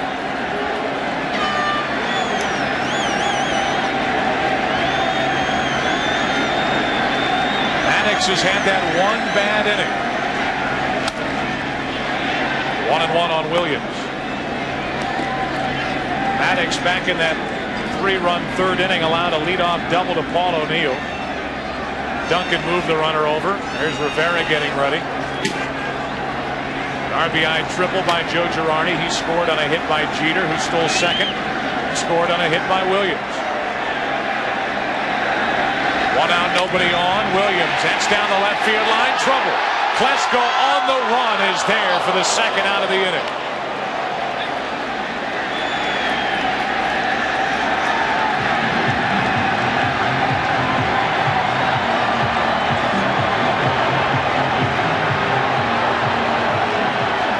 Klesko, a much improved defensive outfielder. This ball slicing away from him down in that short porch in left field.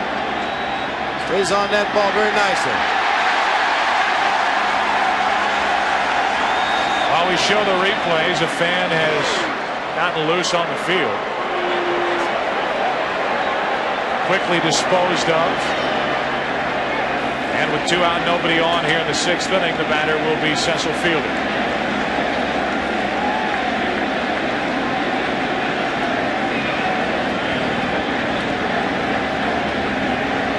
All the security guards go back to their posts. Security guards have been going through 2-a-days to get ready for tonight's game. You just hope that that one fan doesn't trigger the domino effect, literally. 2 out, nobody on here in the 6th inning. Cecil Fielder waits the night for Maddox as opposed to game 2. The only column that matters to Maddox is that run category, and he's allowed 3 as he's worked here tonight, none through 8 innings in game 2. Fielder is grounded out twice.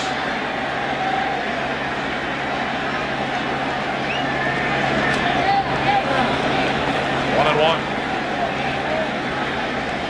Some fans spoil it for a few, but there's a real die-hard Yankee fan. Guy with the sign behind home plate, sporting Tommy John's career earned run average. Really? Yeah.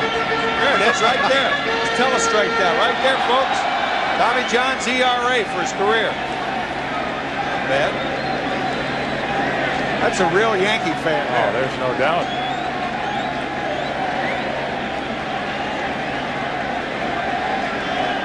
Scary that you would know that.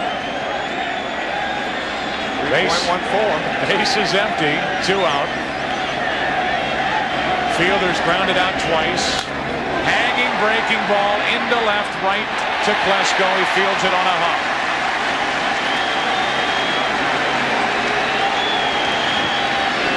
Here's a rare hanger from Greg Maddux, and fielder put the bat on the ball. Klesko didn't get a real good read on it, and it fell in front of him. When power hitters take a big cut on pitches up in the zone, your natural instinct as an outfielder is to break back.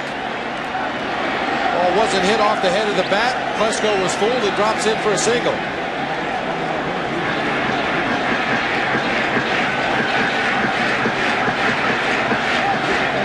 Now Tino Martinez. 1 for 10 in this series.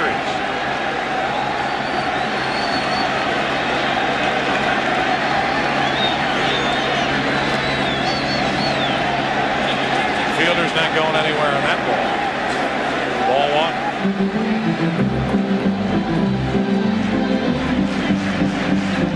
1. Good time for the duck dance, I guess. 1 on, 2 out.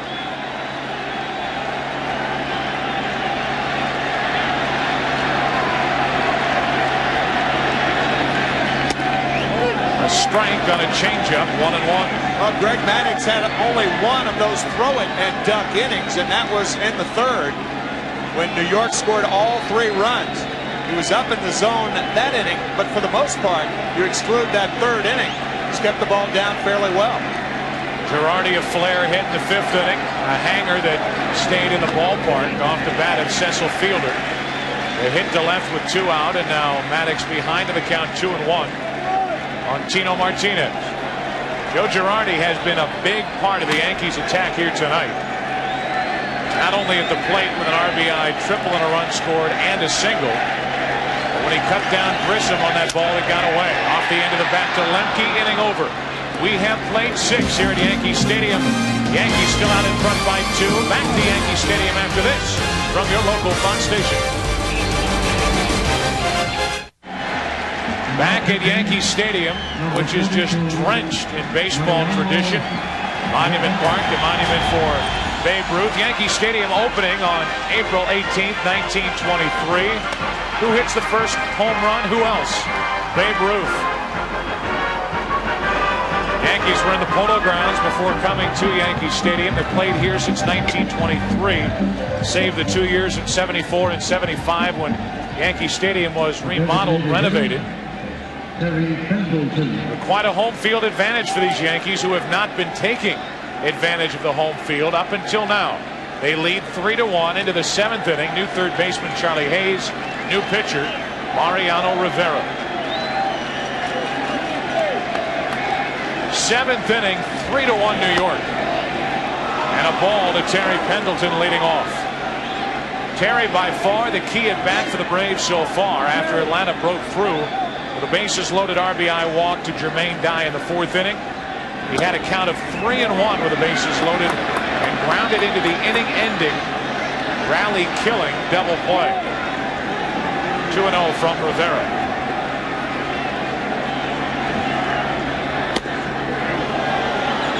And Terry up there taking a strike, it appears. That's because the Braves are trailing by 2 runs, not 1. Up there hacking if they're trailing by 1, but he gets 4 straight balls from Rivera. How about that? Mariano Rivera, a walk on 4 straight to start the 7th inning, and that'll bring the tying run to the plate.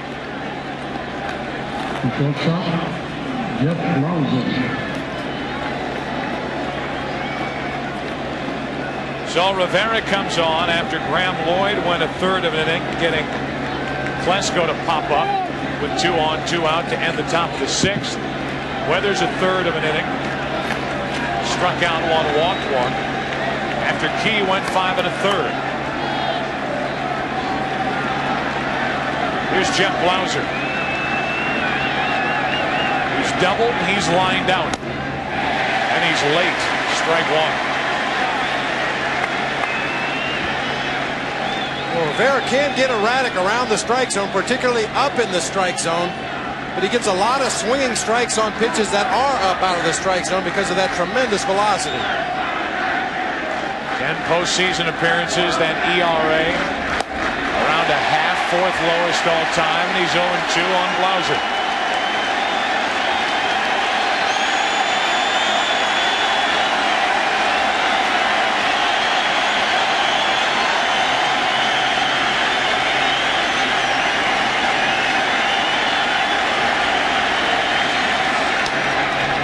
This has been the formula for the Yankees all year long. You get a start from whoever, Pettit, Key, Cone, it doesn't matter. You have a lead. You hand it over to Rivera for the 7th and 8th. You hand it over to Wetland for the 9th.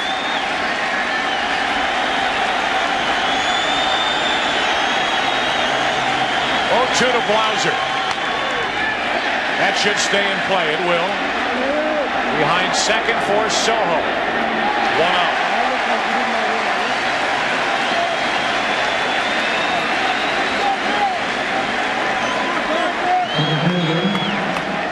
So Blauser 1 out of 3, and back to the top of the lineup. It'll be Marquise Grissom. I think one of the reasons that Mariano Rivera is so successful is he throws hard, sure, but there are a lot of pitchers in the major leagues that throw as hard as Rivera, but none have the nice, easy motion before the exploding fastball. Strike 1 on Grissom.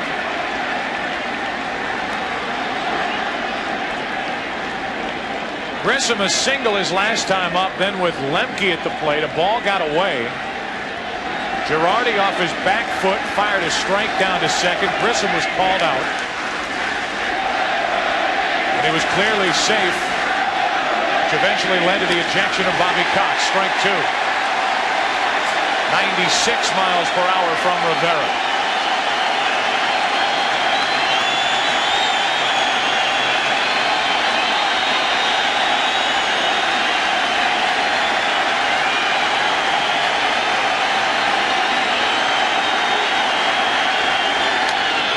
Double play ball, maybe.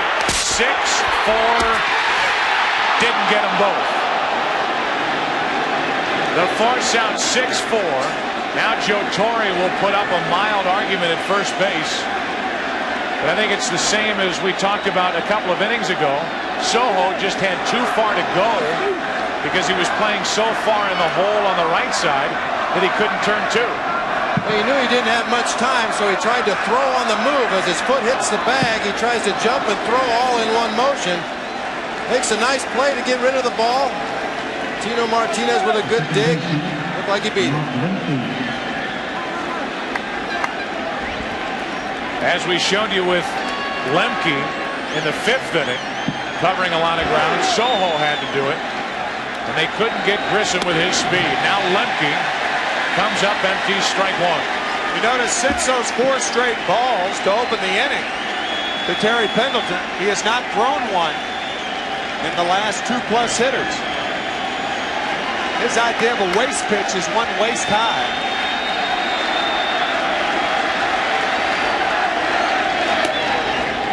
One and one on Lemke, 95 miles per hour from Rivera.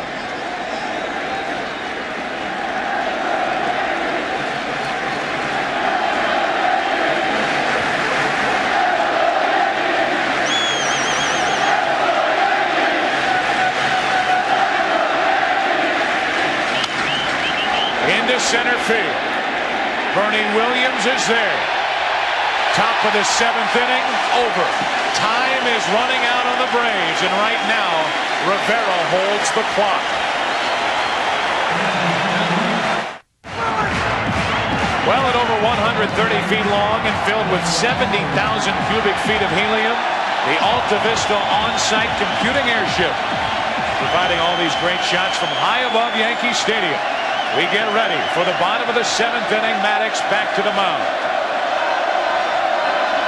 Strawberry leads it off. Strike 1.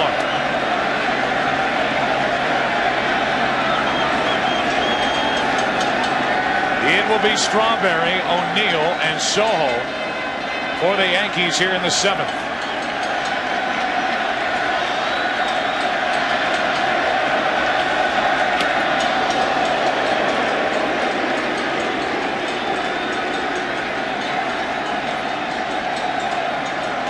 Mariano Rivera issued the leadoff walk and then blew right through the Braves. Blauser, Grissom, and Lemke. Now 2-1 from Maddox on Strawberry.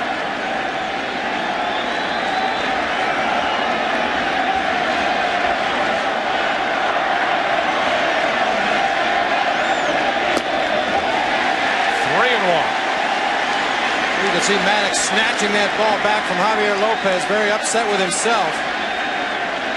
He doesn't find himself in the hole 3-1 very often.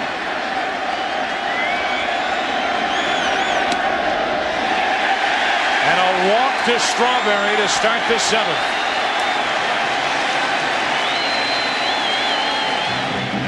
Wayne and Janet Gretzky. Wayne, of course, now a member of the New York Rangers. And don't forget the NHL All-Star Game coming up here on Fox, January 18th. 1 on, nobody out for Paul O'Neill. The great one. And as far as every baseball fan knows, Greg Maddux is the great one as far as pitching is concerned. Give you an idea, he walked Strawberry to lead off the inning. That's only the second batter to lead off the inning in his last 261 innings, including postseason. O'Neill shoots 1 foul.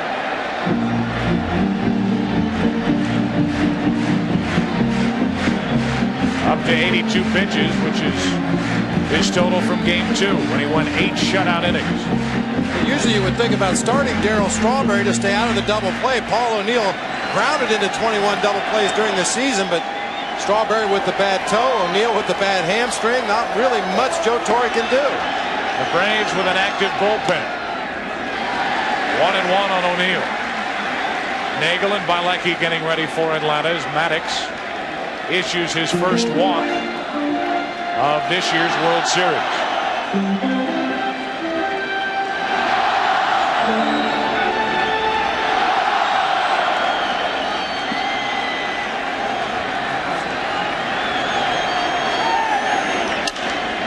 Broken bat, ground ball to McGriff.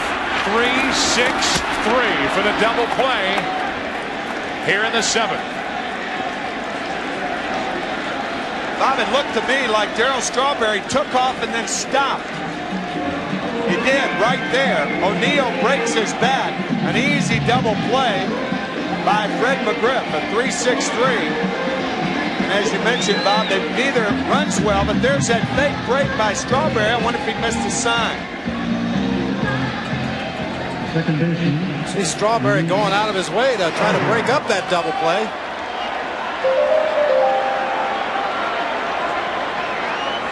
O'Neill now 1 out of 3. Soho shoots it foul.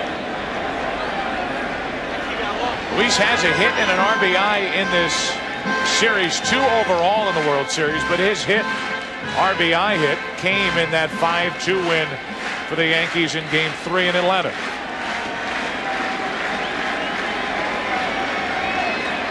He's 0 for 1 since entering back in the 4th.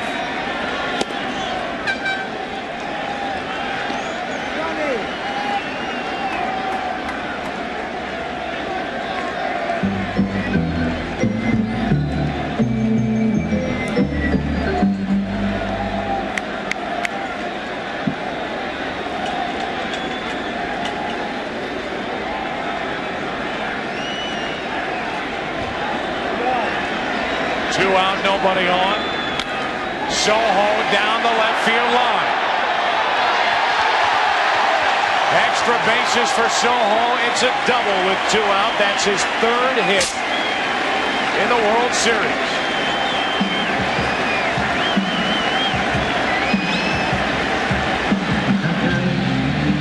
Soho in the game as a defensive replacement, although tonight, because Mariano Duncan was injured, one thing they have in common is they like to go up there and swing that bat. Neither guy's going to get cheated.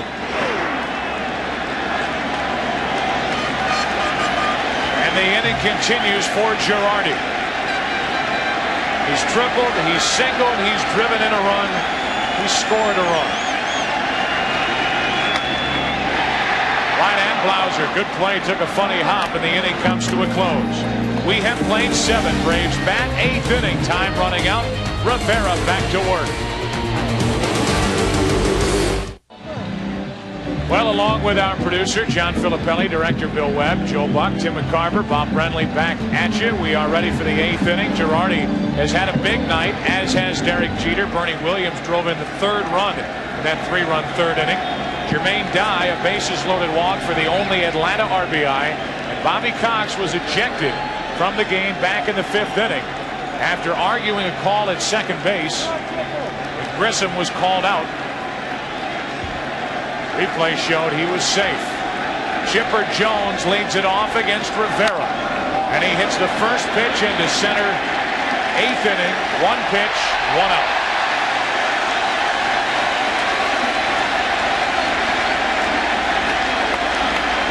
If there is a Game 7, it's David Cohn and Tom Glavine, and it's tomorrow night, and it will be right here on Fox at 7 Eastern.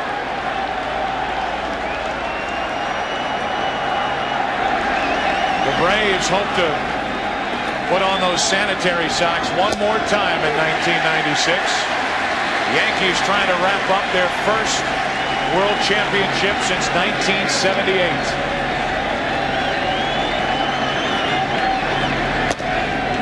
1-1 to McGriff.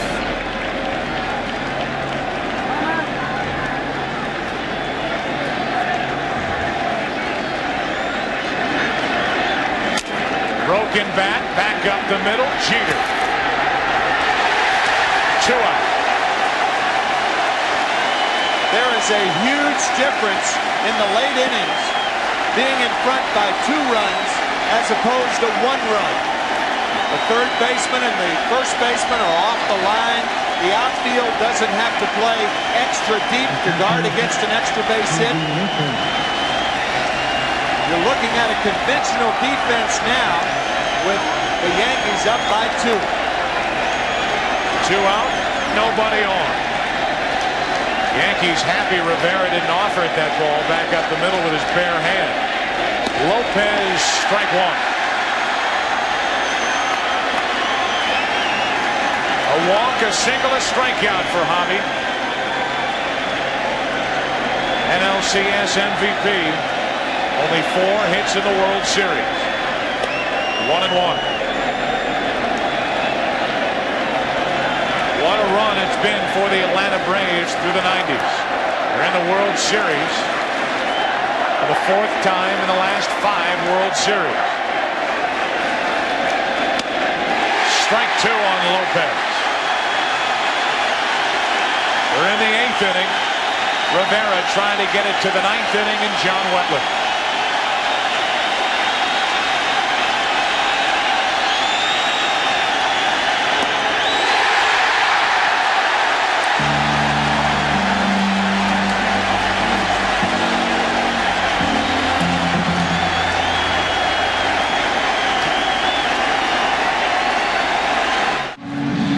Well, this place is shaking literally as we get into the bottom of the 8th inning. Yankees batting, Yankees leading in the game and in the series. George Steinbrenner and all the Yankee fans hoping tonight is the night they bring the World Championship back to New York for the first time since 1978. Ted Turner, different sort of rally cap. Right now, he and the Braves hope Maddox can keep it a 2-run game. Jeter leads it off and takes a strike.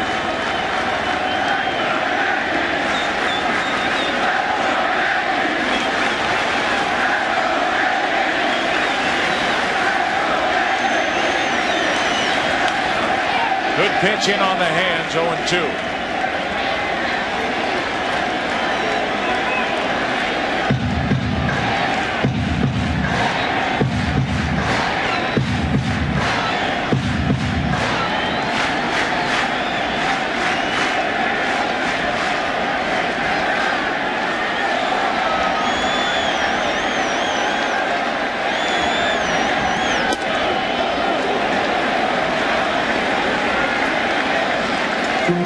Maddox still trying to hit those corners, 1 and 2.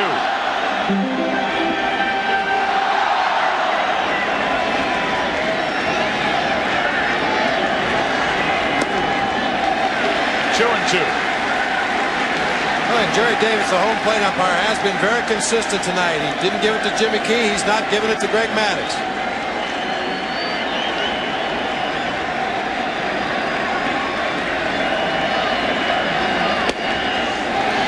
From 0 and 2 to 3 and 2. Charlie Hayes on deck.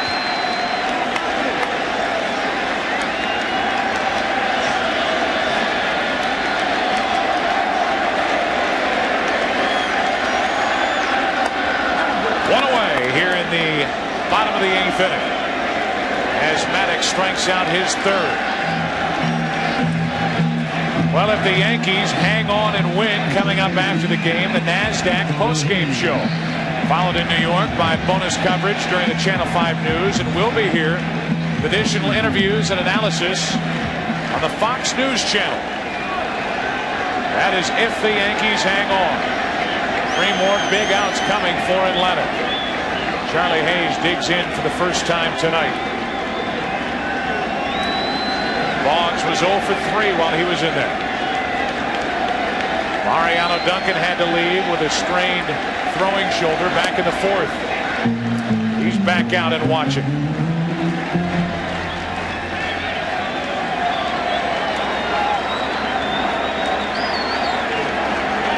What would this series have been if David Justice were healthy? 2-0 on Hayes.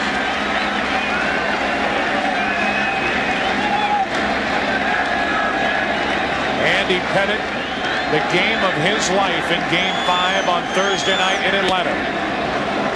2-1 on Hayes. Lawrence, the swing of his life in Game 4 on Wednesday night in Atlanta. The game-tying 3-run home run in the 8th inning.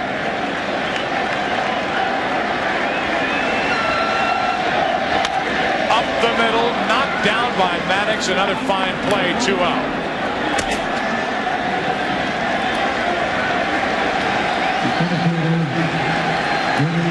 That's why he wins 7 Gold Gloves. Just a great awareness on the mound. A lot of pitchers would be fooled by balls hit back through the box, either thinking they're hit harder than they are or slower than they really are. Maddox always seems to have that glove in a good position to make the play. What a postseason and series it's been for Graham Lloyd. What a weapon against this Atlanta lineup. 2 out, nobody on. Bernie Williams, strike 1. The entire Yankee bullpen had a great World Series. Graham Lloyd, first and foremost, neutralizing those lefties in the Braves lineup. Since Game 1, that Yankee bullpen has allowed only 2 earned runs. And they've had plenty of work. 1-1 on Williams. Bob Watson put all of this together. His first year as Yankee general manager.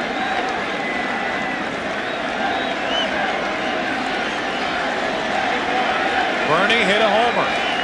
They're thinking. 1-1 to Williams. That's out of play. Not only did Bob Watson help put all this together,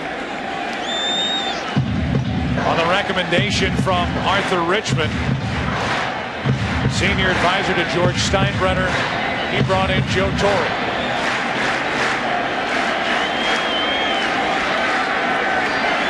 Doc Gooden back in New York. 2 out, nobody on, and Williams steps out. Matter of fact, Joe Torre was interviewed for the general manager's job, turned it down, and a week later accepted the manager's job of the Yankees. 2-2. Wade Boggs, his first trip back to the World Series since 1986. We had fun showing him throughout this World Series. 2 balls, 2 strikes on Bernie Williams. 2 out, nobody on. To the right of Lemke, a base hit. You know, while we set this up, with the Yankees out in front 3-1.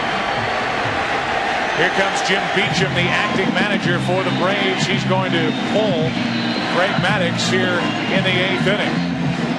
Just going to say the Braves have 3 more outs, and they will have Andrew Jones, Ryan Klesko, and Terry Pendleton to the plate in the 9th. Greg Maddox cannot be a winner in Game 6. Great work. He leaves with the Braves down by 2.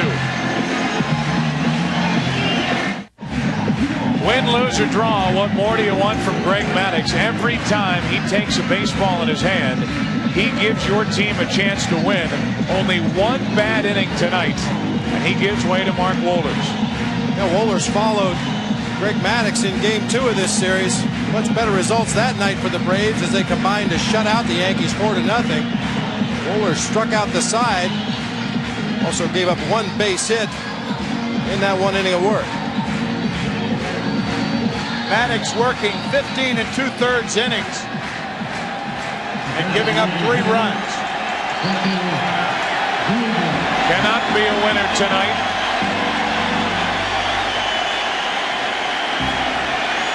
Now it's Wohlers facing Cecil Fielder. 1 on, 2 out, trying to shut down the 8th. That's too much to handle upstairs. Strike 1. Now, a power pitcher like Wohlers does not have a good move to first base.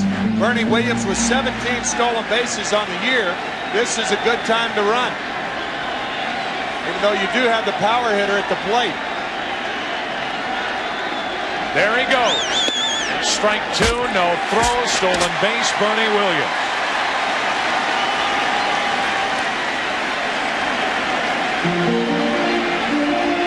That is his first of the World Series. Big lead, big jump. After that, just tremendous speed. Great athlete, Bernie Williams. And that high leg kick of Mark Wohlers. All power pitchers have that big leg kick. Runner at second, 2 out, and the 0-2 to Fielder. Just fighting it off to stay alive. Still 0-2.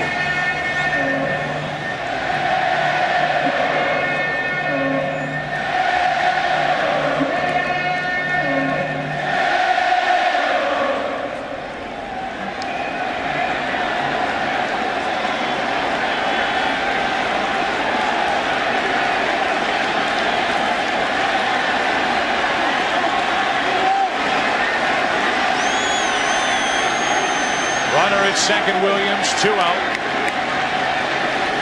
And an 0-2 count on Cecil Fielder.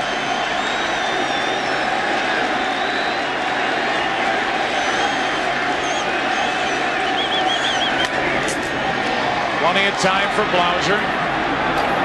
Inning over. We head to the 9th. Here in the Bronx, they're 3 outs away from a world championship. This World Series got underway last Sunday night after the Saturday night start was rained out. It started Sunday night and it was a 12-1 Atlanta win, followed by a 4-0 Atlanta win in Game 2. Since then, the Yankees have won 3 in a row. They've won all 8 they've played on the road in the postseason.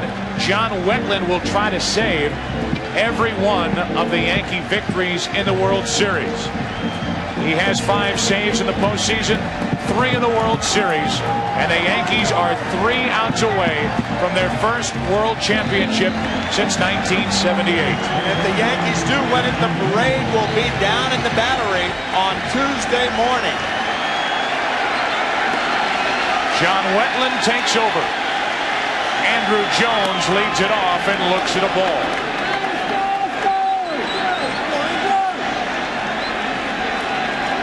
Andy Pettitte was praying in Game 5. He's back at it in Game 6.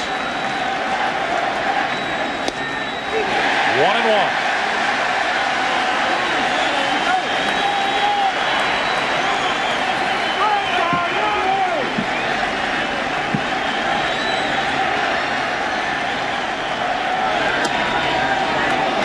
Andrew Jones, very patient as always. 2-1.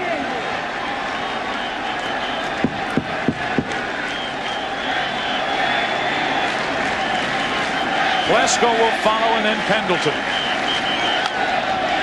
2-2.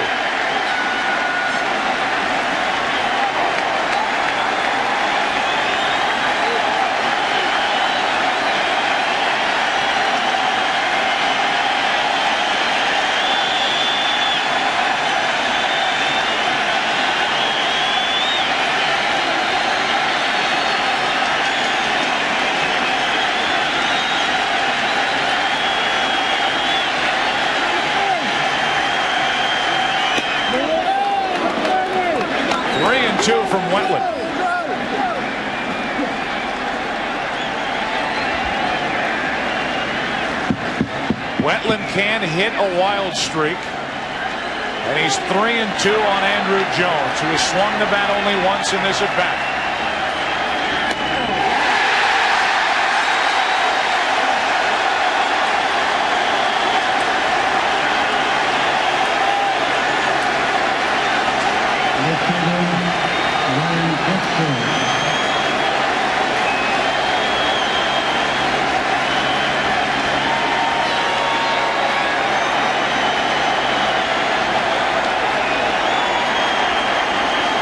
One out, and now Klesko.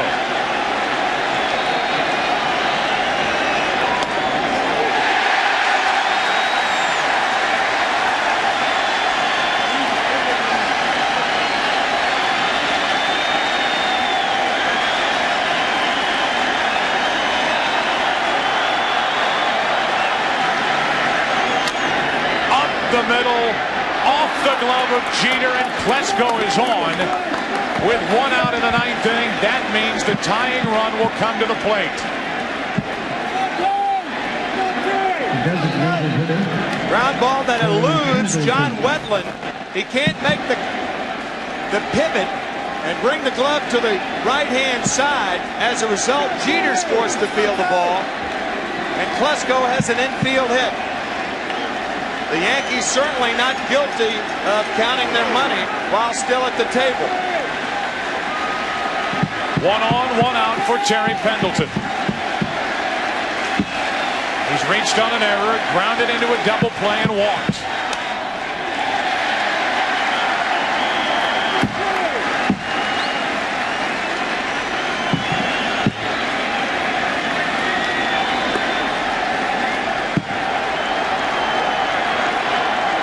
Joe Torre making sure Bernie Williams is the proper depth. Outfielders are reminded on any hit to the outfield, throw the ball to second base. No doubles in this situation. You don't want the potential tying run to get to second base.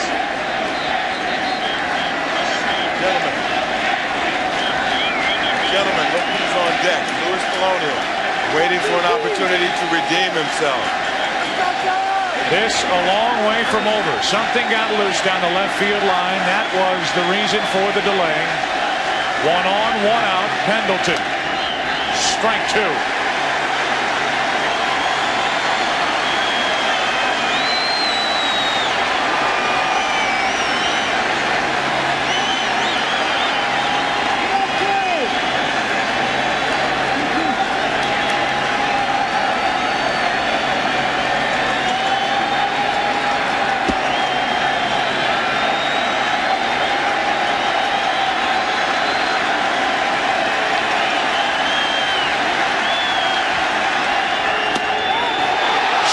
Missed inside, and Pendleton able to hold up 1 and 2.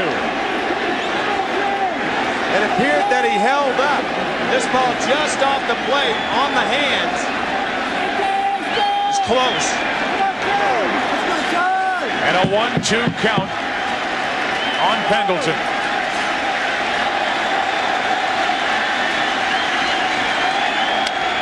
Into right field, that's a hit. Klesko will stop. Now he'll head to third. Throw cut off, and it's first and third, 1 out. Pendleton comes through with his second hit of the World Series, and now the tying runs are on. A breaking ball over the middle of the plate, and Paul O'Neill making sure that he throws the ball to second base to keep Pendleton at first. And as Dave Whitfield said, Luis Polonia, the pinch hitter, a little redeeming value here, right, David?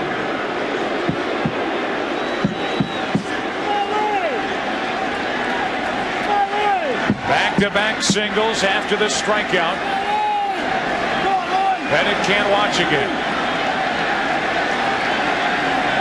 Now Polonia batting for Blauser. Right down the middle, strike 1.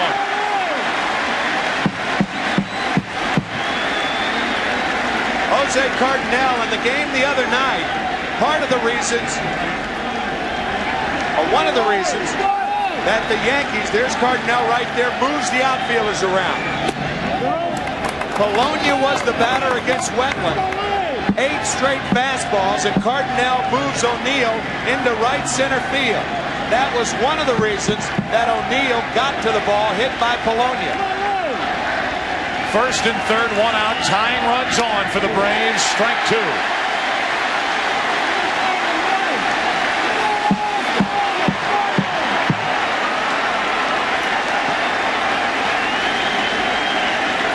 You can see just how far O'Neill is off the line. Cardinal and the Yankees do not believe Polonia can pull Wetland. First and third, 1 out. So with that in mind, you don't throw him a breaking ball like you throw Pendleton, because the breaking ball is the pitch that you can get around on. And if Wetland's pitching to the defense now, he'll continue to throw one fastball after another.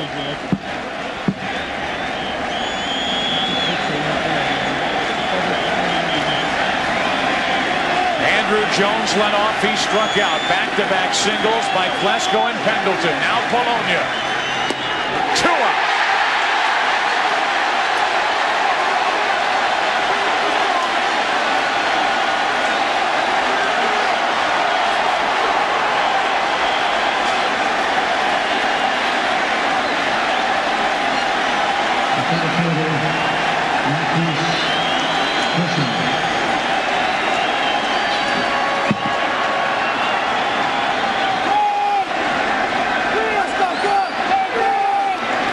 It took Joe Torre 4,272 games as both player or manager to get to the World Series. Rafael Belliard will come in and pinch run for Pendleton. That's the tying run at first. Joe Torre and the Yankees are now 1 out away from the Yankees' 23rd World Championship. It's Wetland and Grissom. To the right side and through. A base hit. In to score is Klesko. Belliard will stop at second, and now one more hit could pull the Braves back even. 3 singles in the inning, and it's a 1-run game.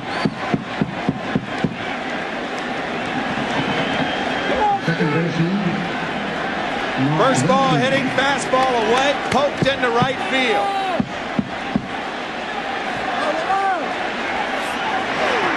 Two more hits tonight for Grissom, 12 in this World Series. Now it's first and second, 2 out for Lemke. Strike 1. There are a lot of guys the Yankees would rather see up there than Mark Lemke. A career 300 hitter in World Series play.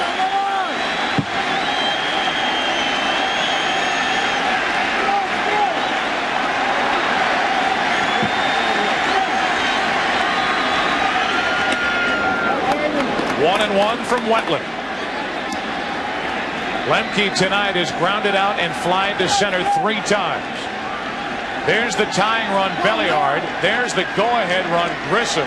Very good speed on for the Braves.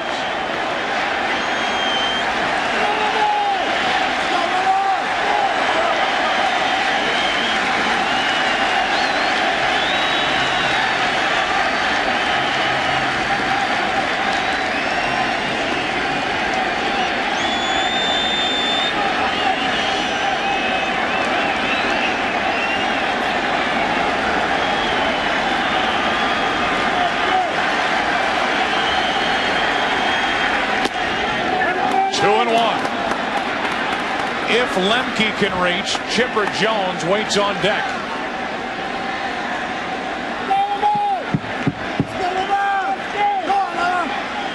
Now Girardi wants to talk to Wetland.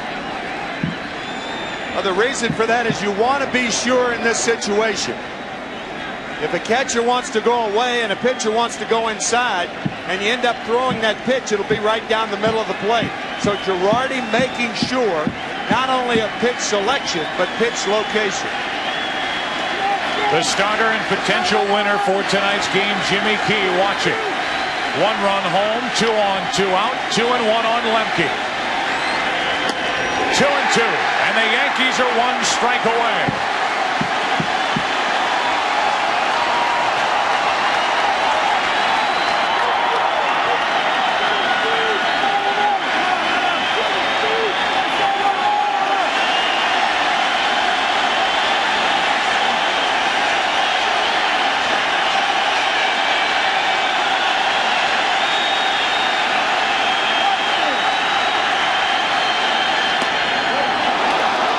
Full count, and that's important. Now the runners will go from first and second.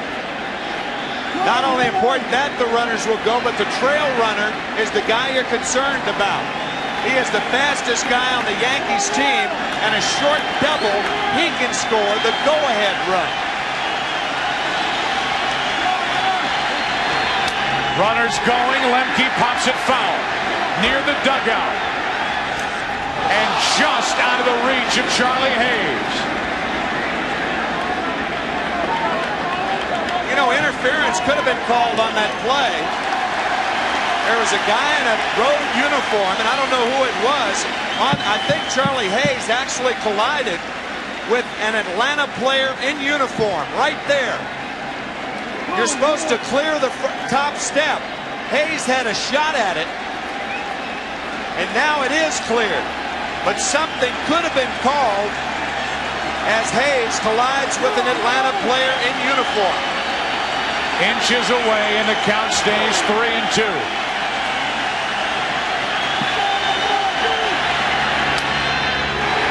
Another chance to the left side. Hayes waits. The Yankees are champions of baseball.